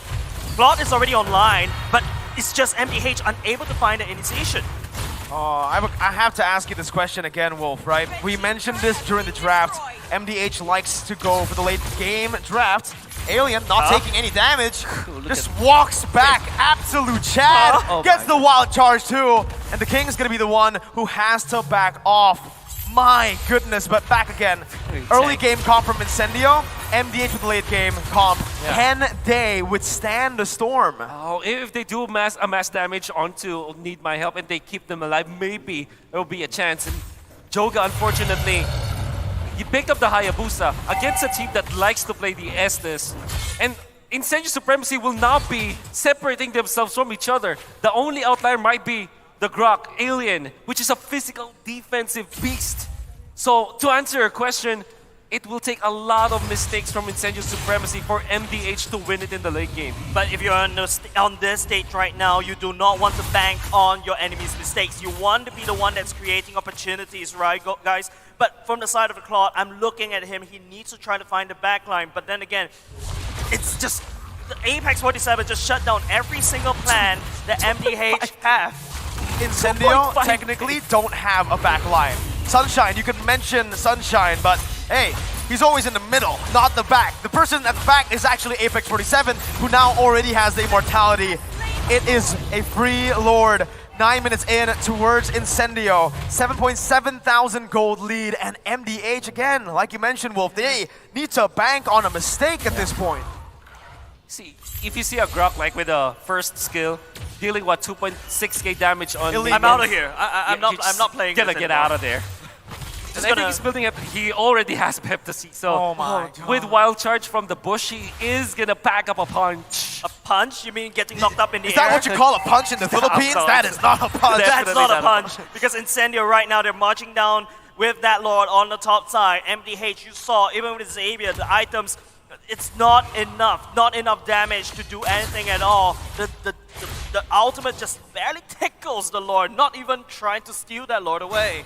Oh man, it just, again, so hard for MDH right now. They want to scale up, but they're not given any room to play with. Tianzi walks up, can take all the damage, can get stunned up, but it doesn't matter, he's on a Martis. It's just so hard to watch, ladies and gents, especially from the side of MDH right here. Incendio already setting up the siege point now. It's going to be the top side. The Lord's already marching in. Sunshine can attack from a long point. Yes, there's a scout, but it's only stating the obvious. MDH and Incendio is obviously leaning towards the top side. What a godly lane freeze here. They utilize the Oh Grok, my god. so that they'll be able to easily take some of the outer lanes, and now they have the Lord on their side up top. Well, one thing that MDH has going for them is that high ground. Alien! With the flicker onto Nart, that's the cancel, and that will give them the free base turret. The King gonna be caught in the middle of that fight. It's still a good defense by MDH. It looked super good for Incendio, but MDH, wow, again, that high ground power is working out for them. Man, MDH, that could have gone so worse. Look at the dawning light, just barely tickles Incendio right now. They're so far ahead. Sunshine's already taken up top. It's going to be a fight. That's the sustainability right now as Tianzi jumps in, disrupting everything. Gonna be taken down. Tianzi was waiting there for the BMI. Now it's gonna be Need My Help, who's gonna have to back off. Apex 47 smacks. Nart falls. The King now gonna be able to actually get back to the base. No minion waves, but it just might look like Incendio will end the game. 12 minutes in, the wall placed in to stop the minion waves from crashing. The King still in front, trying to buy some time before that's gonna be the Mystic Field popped in by Sunshine. A Decimation does not care about the sustainability of the Frenchman. Incendio secure game number 1. And there we go. As we said, game went to INC. Too bad we might not be seeing for so long. I was kind of hoping MDH would win. Even though we did say INC was the better team, I was hoping for MDH to win so we could have more Anyways, INC only needs to win one more. So will MDH answer back on the second game? If INC wins the next game, it's goodbye MDH. Airport MDH. Never mess with an S pick. I think this is just the second time we've seen someone picking Estes other than Venus on this M4. Am I right? Is this the first time someone picks Estes other than Venus on the M4? No more hehehe. Who knows? Maybe can. Oh snap! Hi. Maybe they can. They can come back, right? There's still a second game. If MDH comes back with that. Expected, yeah, to be honest, expected win.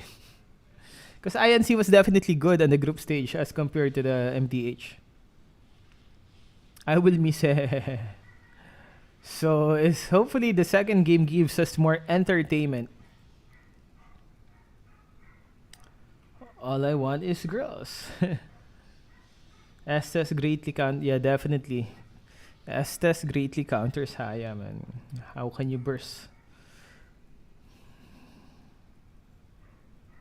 Hoping to see Blacklist facing Echo for the finals. Ooh, a lot of the people are saying that. Is it gonna be PH against PH, or is it gonna be Indonesia versus Indonesia? Some of the other teams are already being considered to be out of the picture. So hopefully someone surprises us on the lower bracket. Because in the upper brackets right now, it's just the Indonesia and PH on the top teams. Hopefully some lower teams from the lower brackets surprises us. Maverick, what's up? Marivic pala. Marivic Veloso, what's up? Hey guys, what's up?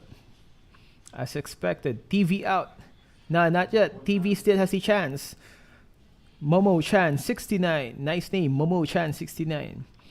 On the after this match with the INC and MDH, the next one is going to be the Valley versus Burn. But to be honest, I think the Valley has that in the bag, man. Unless Burn, changes their tactics, because Burn was doing pretty bad on the group stage. They were.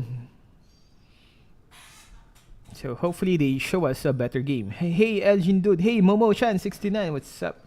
Nice name. Elgin, did you watch Tokyo Revenger S2? Nah, not really.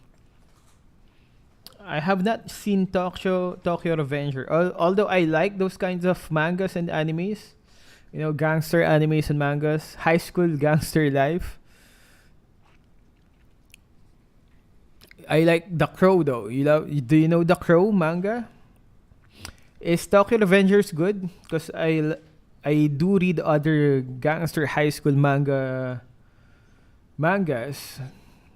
but I have not yet seen the Tokyo Revenger. Crows 0, yeah, good, right? Good, Crows.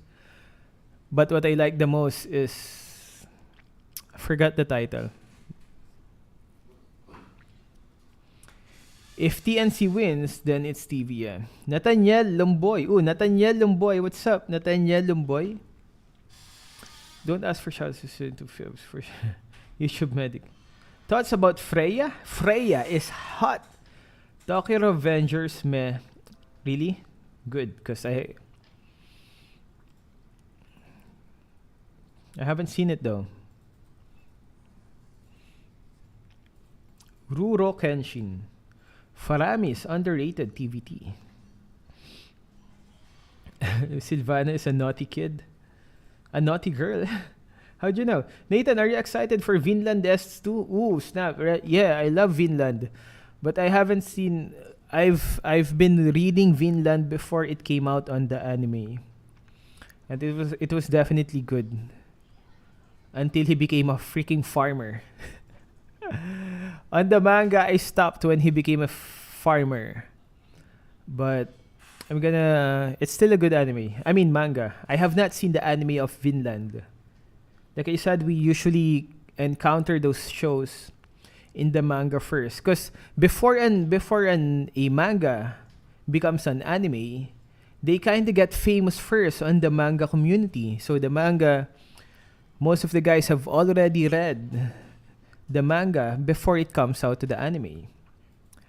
Because the reason they become an anime is because they got famous within the manga community. Do you play gacha game? Not really. Falcon? Hopefully Falcon comes back. Ayo, say my name, Poggers LG. Nathan, what's up, Nathan?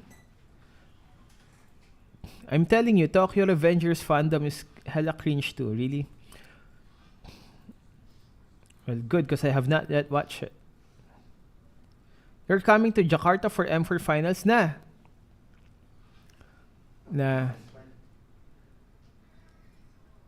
We don't have money to go to Jakarta for the M4 finals. Boki, hella cute. Nanda, what's up? Hi again, Sophia Tam. Any favorite hentai? I don't know what's hentai, so I can't answer your question. Elgin, what's your main hero? It has to be Kagura. Guinevere is not good. She can't win 1v1 MM without ulti, and ulti is hard to hit. Yeah, but Vinegar, I mean Guinevere, once she has a good set during a team fight, that's I think that's one of the good things about Guinevere. Even though they have the disadvantage, if Guinevere had a good set during a team fight, it's GG. Elgin, what are your thoughts when Echo and Black meet again? Oh, snap, that will be so interesting to watch. Echo and Black. Whew. There's gonna be lots of viewers then. Vinegar meta. It's an anime AM adults film. Hitori Goto. Nakapagpunta ka na ba sa Cebu? Not yet. You have not yet been in Cebu. Thoughts about Zask? Yeah, I just remembered. Zask is one of the most annoying heroes that I hate. A good Zask player? I hate a good Zask player, man. It's so goddamn annoying.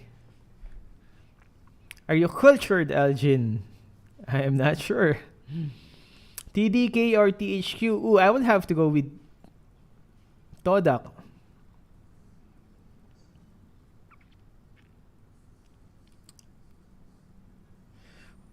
Or THQ. I am not sure, man. Will Valentina appear again? Yeah, Valentina is being spammed here in the M4 tournaments. 1-1 kept on getting nerfed and never got buff.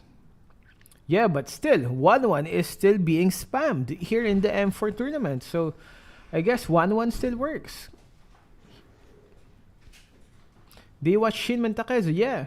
What's tomorrow's schedule? Lower brackets or upper?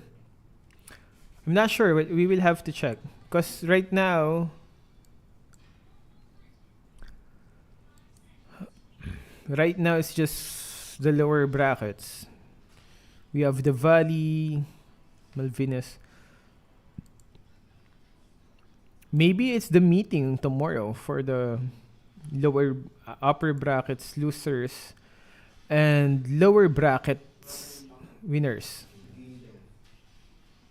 Or is it gonna be the upper brackets already? Ano kaya?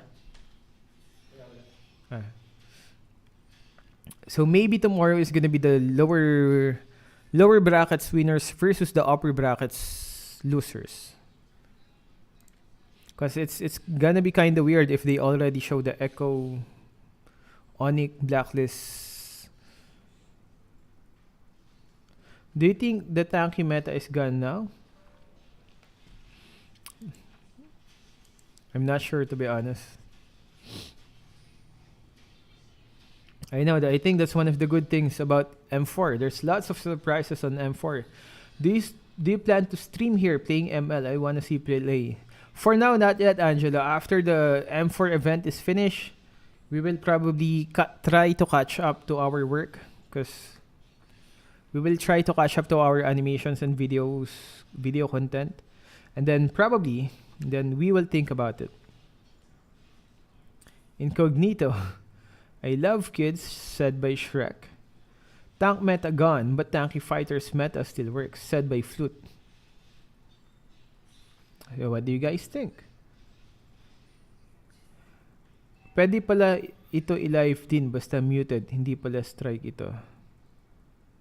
Na actually we actually turn on the audio once the game starts. I think you need be careful on, because you need permission for you to live this. Franco as assassin. A lot of people are doing that. Franco as assassin.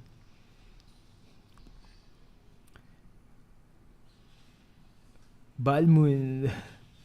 Franco legend. Franco is doing good these days also in the M4. There were lots of instances wherein Franco did good on the M4 tournaments. Paano po hindi makopyright? You actually need permission, man. So be careful on reliving this. I'm not sure how it works. How will they... Are you planning to do more streams in the future? Probably no, Vix. But like I said, after the M4 tournament, after we're finished reliving this M4 event, we're gonna have to catch up to our work because it's kind of piling up. Our animations are late. Why, may I ask, why do you mute when the game starts? Because why do I mute my mic? Or oh, I mute my mic when the game starts so that you guys can hear the casters' thoughts about the draft pick, because the casters are tells us a lot of informative stuff about the draft pick and how the specific heroes are performing during the M4. So I think most of you guys prefer that, right? Than me speaking. Boku no Pico is go. Gladiator, I think you will have. I'm not sure how much exactly you will have to. You will have to spend for you to reach the level 75, but you will definitely have to spend for you to reach the level 75 if you're just level 58 right now. Maybe a bit of luck as well. Nathan mid lane is good. Makoy Cernal Vlog, thank you, man. I love your content. Lagi ako na. Yo, Makoy Cernal Vlog, thank you, man, for that. Sasati. What's Sasati? I want to see the village. What village? Angela Pasqua, what's up? Why? We want to hear you end the game. We're we're a bad shoutcaster. I actually gave a sample on shoutcasting. I was like, oh snap, he's killing people. And he's killing more people. Oh, here we go, drafting phase. Oh, the valley, the village. Juwika Joy. Joy is being banned a lot. Kenji Adlaon, maayong hapon. What's up? Sophia Tam, how are you guys doing? Elgin equals virgin? Joke. I got 4 kids though. I don't know how did I magically create them? Why doesn't anyone play Kagura? I know, right? But Kagura is not in the meta these days. Tell me if you want me to shut up during the draft pick. But we're definitely gonna stop talking once the game starts. It's up to you about the draft pick though, because I know you guys have been through a lot of draft picks. You're basically seeing the same stuff during the draft pick. Glue, it's almost the same heroes being spammed and banned. You should have a funny moments channel. I know, you actually have a lot of spoilers. I mean, spoofs on our Elgin vlog videos. Test tube babies. Oh, snap. Shout out to John Lewis. Carry not banned but picked, yeah. Ooh, number 1 pick. Got carry. Yo, thank you RV for being an old subscriber. Shout out to Subham Mahat. Is your first kid a boy? If yes, can we play basketball? Nah, my first kid is a girl. My second kid is a girl. My third kid is a girl. Fourth kid is a boy. Shout out Sansu.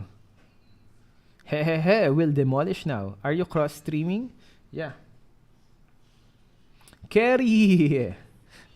Oh shish. Who won the first game? First game went to the INC. Yeah, we're from PH. Aaron Mark Cruz. 5th me. Are you gonna be my 5th child forever together? You broke the curse na. So, Elgin draft started. Okay, I'm gonna shut up for now so you guys can listen to the shoutcasters' thoughts on the picks. Shout out Knicks. You got the fairness. All right, we're cool. Jace, Cool. now it's up to you. I got the Kajo, I think. Oh, okay. Okay, we're all Alright, cool. We're all good. We're all cool. We got the quota done for the day. Loppo gonna be banned though. Does seem like again Incendio want to respect that backline threat. They have a Farsa. Very easy to cancel the Feather Airstrike. Not like the Eve. Yeah. Benedetta and Yuzong will be the choices now for Incendio Supremacy. I think I'm favoring the Benedetta ban as it is a hero that can actually win a lane against the glue in a way. Because you can just go to the backlines and be okay. Maybe this is something that MDH Esports will be considering later on. For now, XP should be the priority for bans when it comes to Incendio Supremacy's draft. While for MDH Esports, they're going to be looking for the carry counters that we have. I will not be surprised if it will be the Claude as their last ban. I think apart from the Claw that's going to get banned away, the Hayabusa ban going in from the side of Incendio, I think what Incendio is trying to do is making sure that MDH is not as comfortable as possible. The Martyrs will be removed by TNC. They have no answer to that, so might as well just take it away from Incendio, right? But however, there's another interesting point is that technically speaking, the Faramis is also quite a good counter against that glue. Well, you can say that. I think that you can also consider like a Fredrin now. Even when you already have the glue for Incendio, absolutely, because you have your frontliner. Although it might have a little bit of a problem against the carry, but you kind of have to have someone to get into the front lines, because even when you have the glue as well as the Kaja, you have to have someone in front. Unless they want to go full-on assassin now for Incendio, but knowing the way that they draft, they don't favor that.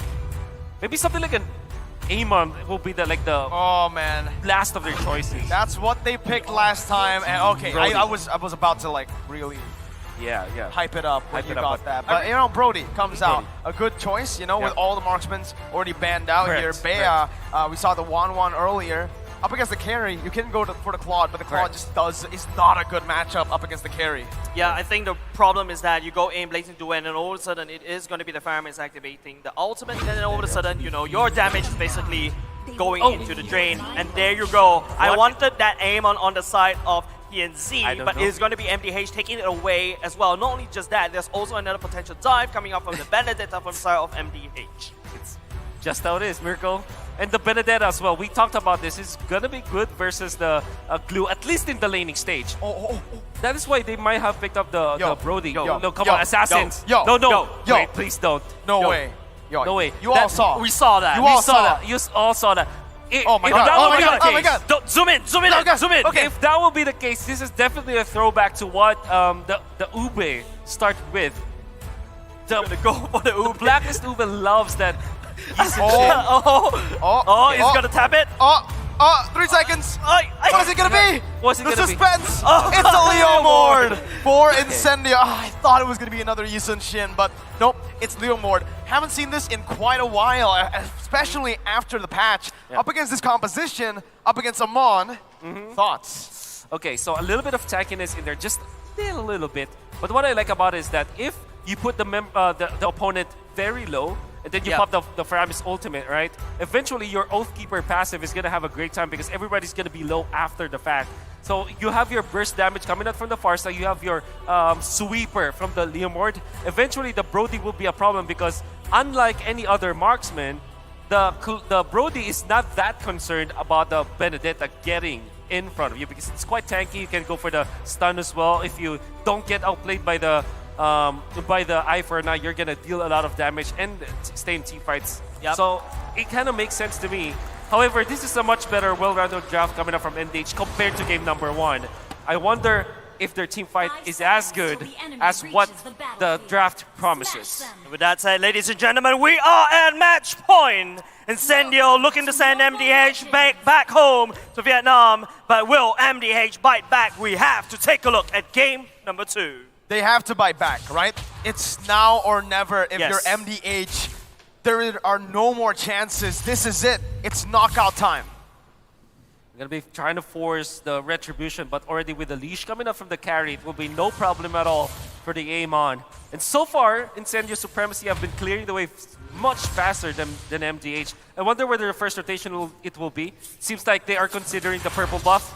But knowing that the Paramis is going to be a problem, they will just back down. I feel like Farsa has a really strong early game, right? Your first skill or second skill basically do a lot of damage. You can easily shove the wave and then start to rotate. And to help her rotate even faster, there's always that wing by wings. And I really like how, Wolf, you're talking about they need a cleanup crew. Yeah. We're all thinking, Assassin to go back to the backline, clean up, and then move away.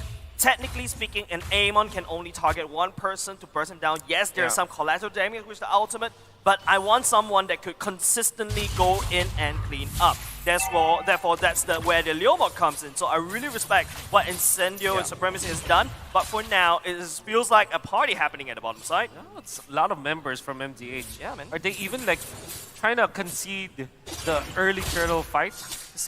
Amount of people that they're deploying here. Nard might be there for the follow, but Apex 47 will not bite the bait. This is why the glue is meta. So oppressive, and with Rosa coming in, and TNT out of nowhere with the Phantom Steed just riding along, picking up first blood over in the XP lane. Yep, just picking up something that he is supposed to do. Basically, that's why I was looking for the cleanup, right? Incendio, what their gameplay is to burst people down and then leave it up for TNZ to clean it up. But now Joga is already landing down as much shots as possible on that turtle, looking to use the ultimate on top of someone. Right now, MDH has to try to forfeit, but oh no, it's enemy Apex walking the wrong way. Oh, those are the shards. He's going to be able to burst Apex down. Now TNZ caught, has the retreat, picks it up, backs away. It's a kill, traded it over for the turtle. So Incendio Supremacy bought time because they know that without the purple buff, without the ultimate, Joga will not have that much presence in the turtle fight. White! Rosa with an airstrike is able to survive, out-damaging Need My Help, and Nart. What? Oh my god, That was crazy. That's the power of the Farsa, right? Basically landing down a feather airstrike right where he stands. But here go, another team fight. That's just the combo coming in. The torn apart memory is going to be able to take the gold laner down. Joga dumps in, but the damage is not enough. Rosa once again able to survive. TNZ coming in, zoning Joga away. Walks up like a Chad. It's just the Chad game. Incendio are Chads. Turkish Chads. Not even delightful anymore. And because of how Apex and how TNZ just set it up, Sunshine was able to absorb every single turret energy away. And Sunshine is definitely going to get more gold as compared to his counterpart. You cannot just be complacent if you're MDH. You always have to be on your toes because the moment that we saw the MGH just releasing their grip, bottom lane's already being pummeled down. Oh, that's a lot of damage onto Hehe. Sunshine going to be able to pick up a kill here. No, my goodness, Sunshine finds it in the last second. It's a double kill for Need My Help. It's a better trade for MDH. And now, it does seem like in terms of kills, they're getting back into it. Rosa with a feather airstrike, forcing Need My Help to flicker out. I think you're training a gold laner for a gold laner. I think it's still okay. Especially when, Sunshine is only one death, right? And don't forget, Incendio is already, in terms of goal lead, super ahead, especially after Sunshine just landing down the damage on top of the turrets. But let's take a look at the emblems. Anything that Wolf, what do you think is actually popping up for you? I think the choice coming out from the Brody this time, which is a killing spree. The Divine Judgment onto Joga. Nart able to save his jungler with the Tyrant's Rage. But just like that, no retribution on Joga. And that means it's a free turtle over for the Turkish Incendio Supremacy.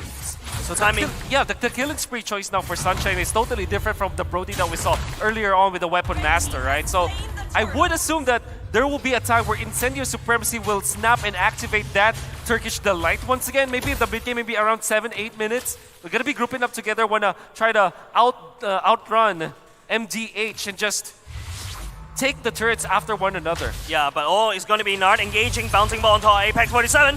It's a good read, but it's only onto the roamer right now. That's the Phantom Thing with the flanks and the Feather Airstrike to just melt down the Cold Altar. TNZ with the double, running Nart down. That's the bouncing ball to stop the engage. And Incendio just are happy with a 2 for 0. Backing up for a bit. Nart charging the Tyrant's Revenge, but Alien stops him in his tracks. Absolutely delightful, right? You can see the power of Leoma right there. Just counteract every single thing that what Need My Help wants to do. Looking at the items, already a Hunter Strike, already available for TNC. Not only just the fact that he's going to do a lot more penetration, he's going to have that movement, speed buff in order for him to chase down any targets. It's all up to Nart to activate the bouncing ball at the right timing so that TNZ doesn't have that follow-up. And that is why you saw the theory on Leomord, why it can be good against the Faramis, because what you do is that you chunk down your opponents with the Farsa, and when they activate the Cult Altar, they are going to be stunned up because their HPs are low. When the shield has run out, you actually stun them, which is, not going to be in favor of the Faramis users. And you saw the Oathkeeper just deal so much damage against the members of MDH after the Cult Altar is done.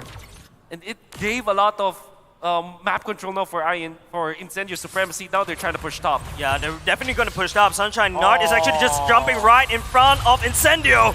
He's gonna fall! Oh my god, it's a fadeaway! Nart gets a Tyrant's Rage, but it's all in desperation. Apex 47 is still alive and Sunshine picks up a double. It's a dominant game. Incendio are absolutely steamrolling their opponents.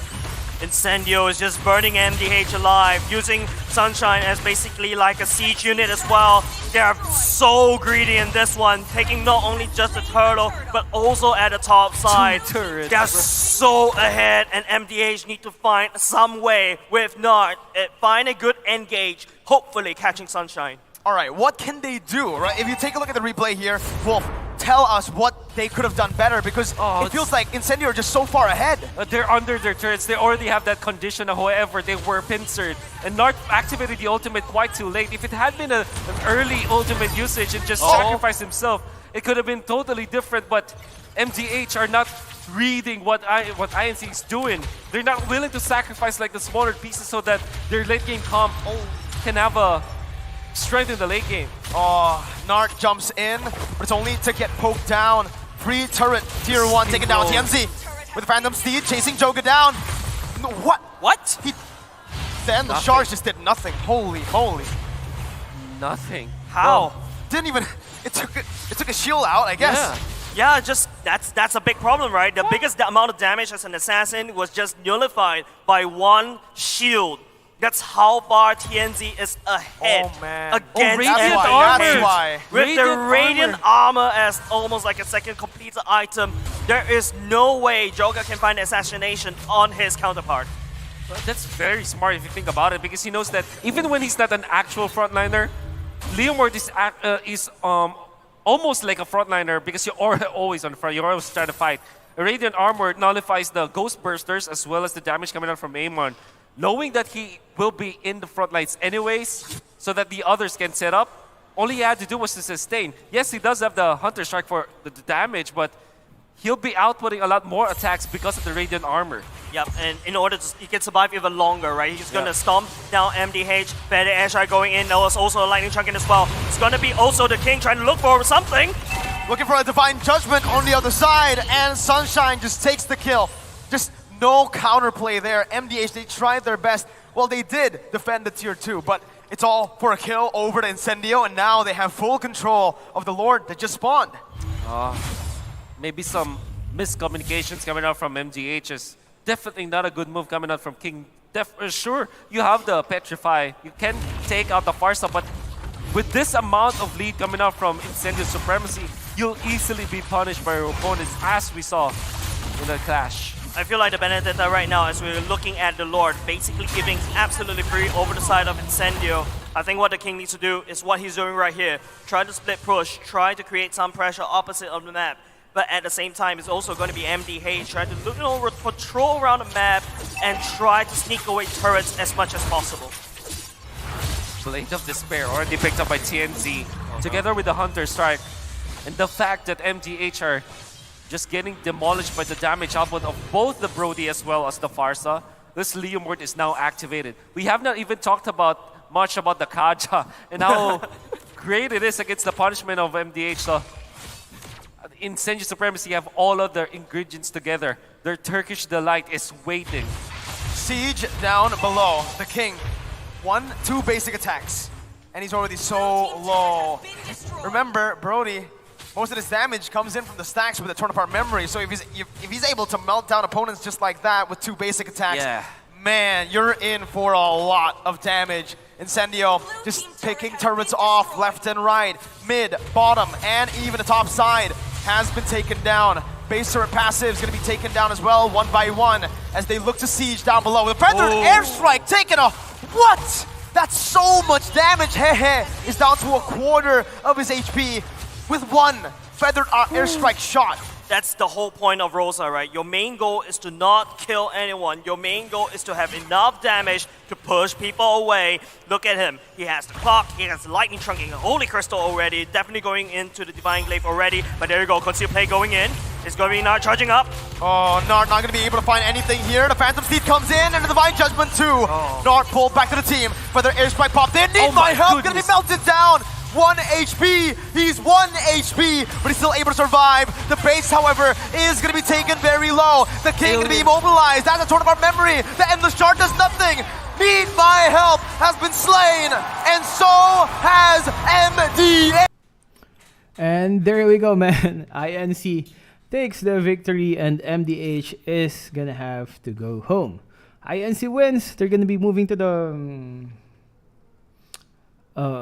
next match. They will fight the losers of the upper brackets, which we're gonna have to check later what specific team they're gonna be fighting. So that's it, guys. It's gonna be our next match: the Valley versus Burn X Flash. Yeah, I know you guys have been waiting for the Valley to have that match. Yeah, too fun. It's actually no fun. 2-0. Bing. We should have shoutcasted there since the game was already way too one-sided. I'm not sure if they talked with their teammates. Well, Ink is Ink is Turkey, and MDH is Vietnam. Yeah, next match is gonna be the Valley. So what time will that next match start? We will see. How many minutes left? Yo, Daniel, what's up? You're back.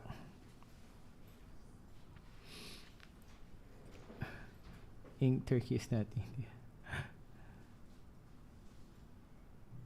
Forever Together, what's up? Hope the Valley wins by Precious Sabaco. India Bandagadam game. Burn X Flash is going to win, said by Som Rak Han. Valley. Gadang. Moba Sing. Moba Sing. Paskin naman, Kuya Alin. Sorry, bro. We do have skin giveaways, but not right now on this not right now on this on this live stream. For the guys, there's actually, if you actually check the Mobile Legends official channel, there are a lot of people trolling.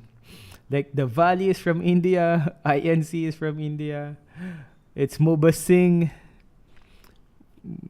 Carl T. Singh.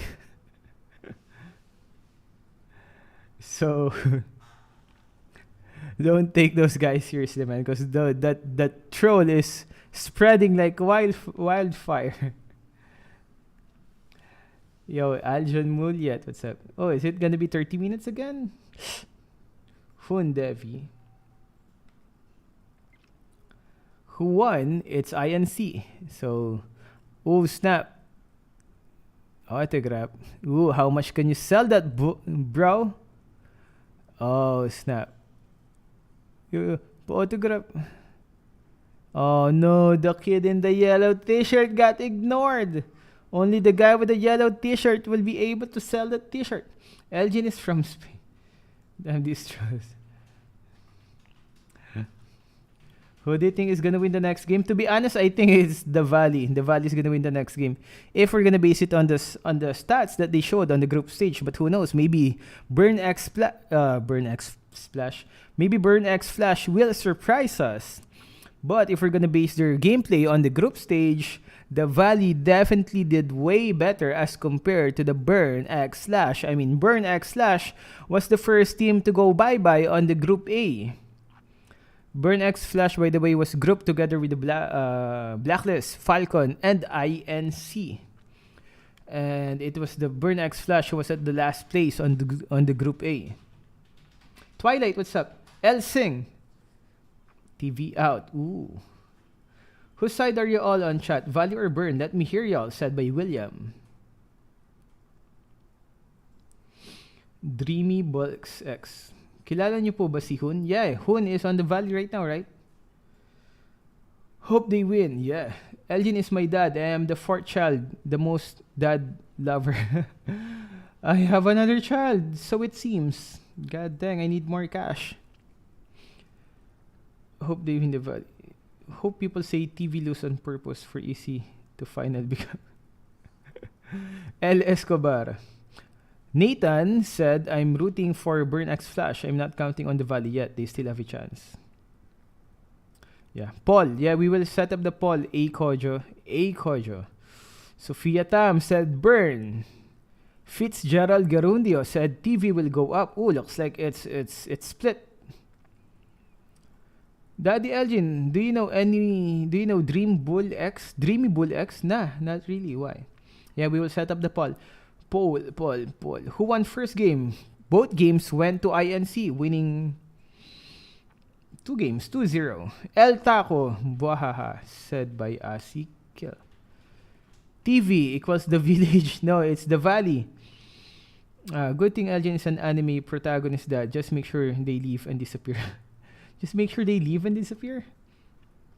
Oh, just make sure they leave and disappear. Kala ko po edit lang boses mo. This is actually not this is not the voice that we use on our videos. As you can tell, it's a bit high, right? Whenever we record the videos, we make it a bit lower because we've researched that people tend to trust voices that are lower in, what do you call that? Tone? Something? Or pitch? Lower pitch? People tend to trust people with voices that has lower pitch. So, one of the tricks, I think, is when you try to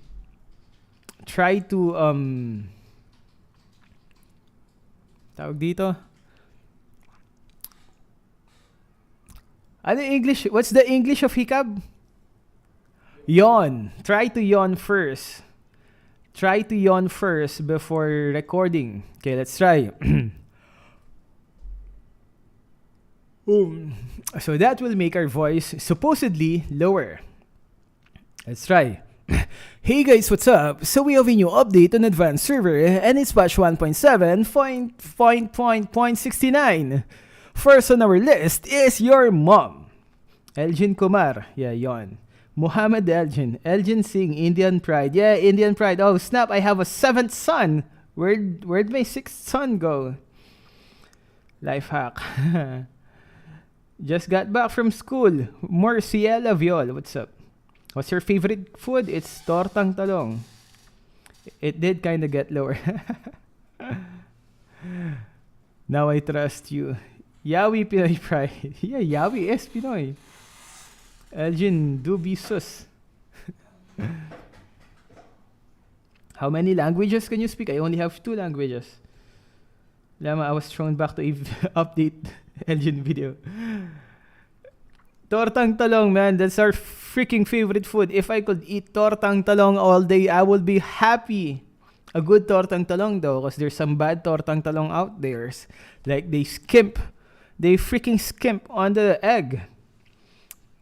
Can you summarize the matches so far? The next match is gonna be the Valley versus Burn X Flash. Next one after that is gonna be Malvinas Gaming, which is from Peru, versus Occupied Thrones from MENA. Acid Kill, what's up? Eat mo bayag, Elgin? Tortang mo bayag? Man, chill. Elgin, you must taste Persian foods. Yeah, I would love to eat Persian foods. Kilingo. Farsa Gaming. So sad I can't get Beatrix figurine to simp on. Ooh, that would be nice. Moba Elgin from Lai. What's up? Killing Joke. How are you? How old are you right now, Elgin? We're 36 years old. So, Rosa. Who's the MVP, by the way, on that last game? Tortang talong bibusin. Oh, highlights. Let's shoutcast. Oh, here we go. Someone died and someone died more. What the heck is happening? Blue guys dying. Red guys teleporting. Oh, Martis. And it's done. Rendel Uy, what's up? Hentai Glue. Hentai Glue about to violate someone. Oh, Bojack Horseman is dead. Oh, there's actually no Bojack Horseman on this one. What? Is this the game 1?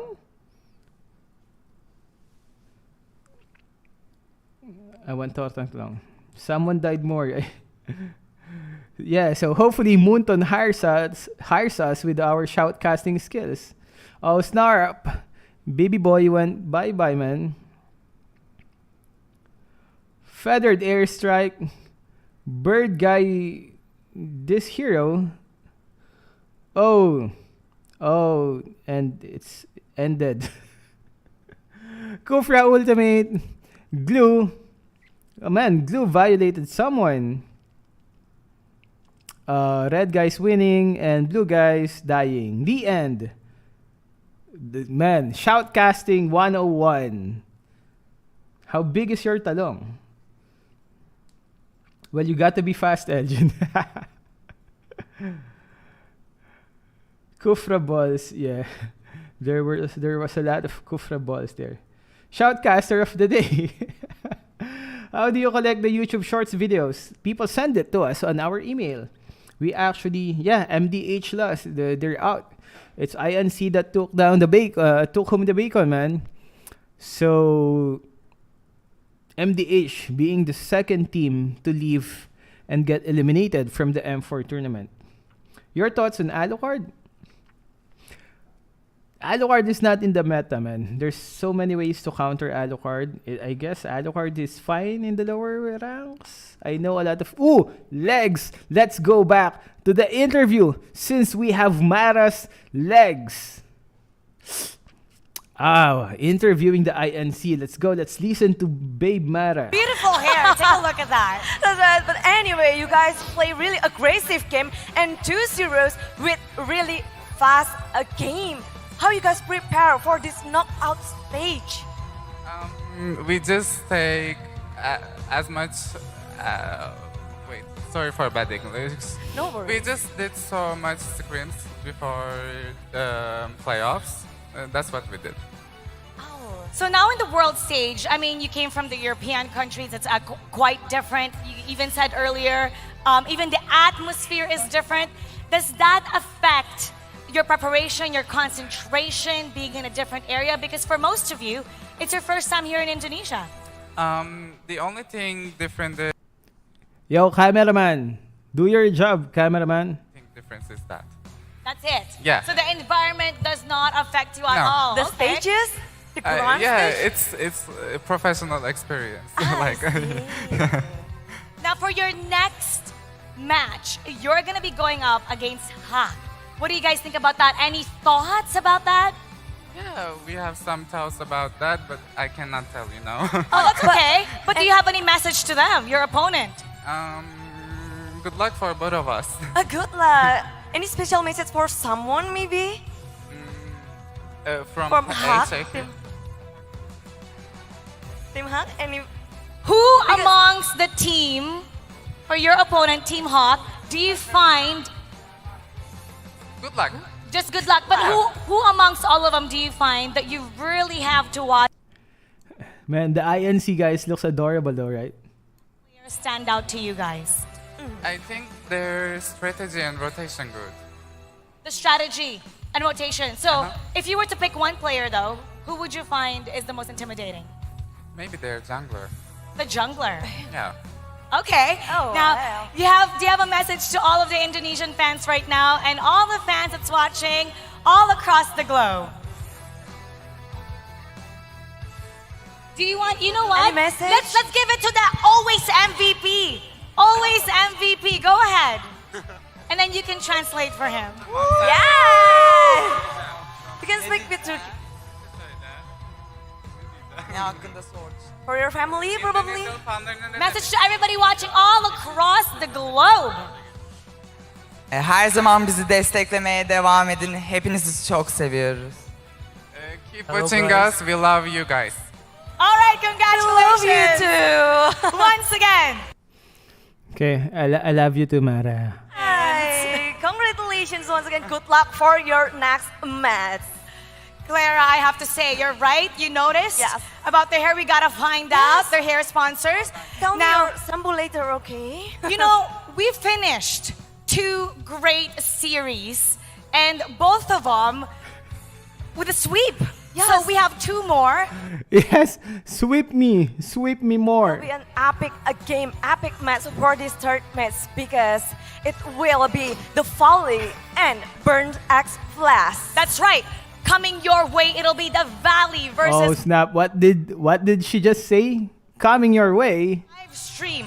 When asked about Cambodia, Mobazane goes, no problem at all. Forget about them. Is it gonna happen? And Coach Zico reacted to that. So let's see who's gonna be forgetting about who. The Valley versus Burn X Flash coming next. Only here on Mobile Legends Bang Bang and for World Championship. Dare to be great. Bye. So there we go. Next one is gonna be the Valley versus Burn. See you next match, Mara. So there we go. It's done. How many more minutes till the next match? Let's find out. Because the last one was so goddamn long. 34 minutes. So halos isang oras nga. After kasi kasama pa yung mga kasama pa yung mga interview. Ano to? Ha? So we're gonna take a break, guys, because it's 34 minutes. This is basically the half. What? This is This is gonna be this is basically the halftime match for this is our one and only break.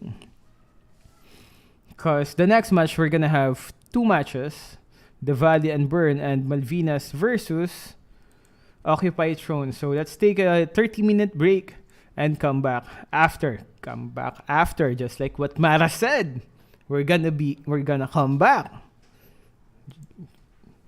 So yeah, we'll have to wait because 34 minutes is a bit long. So we can also have a halftime break. So see you guys. We're gonna be back for the Valley to train off camera. Elgin going to train off camera. So see you guys. Thank you for watching. We will be back for the Valley match after 32 minutes. Bye, guys. Oh yeah, outro. Let's go do our outro.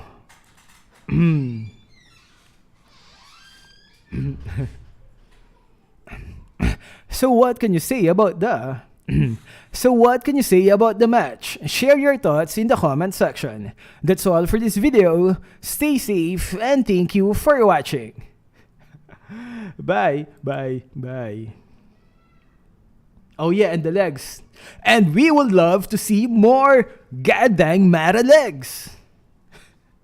Bye, guys.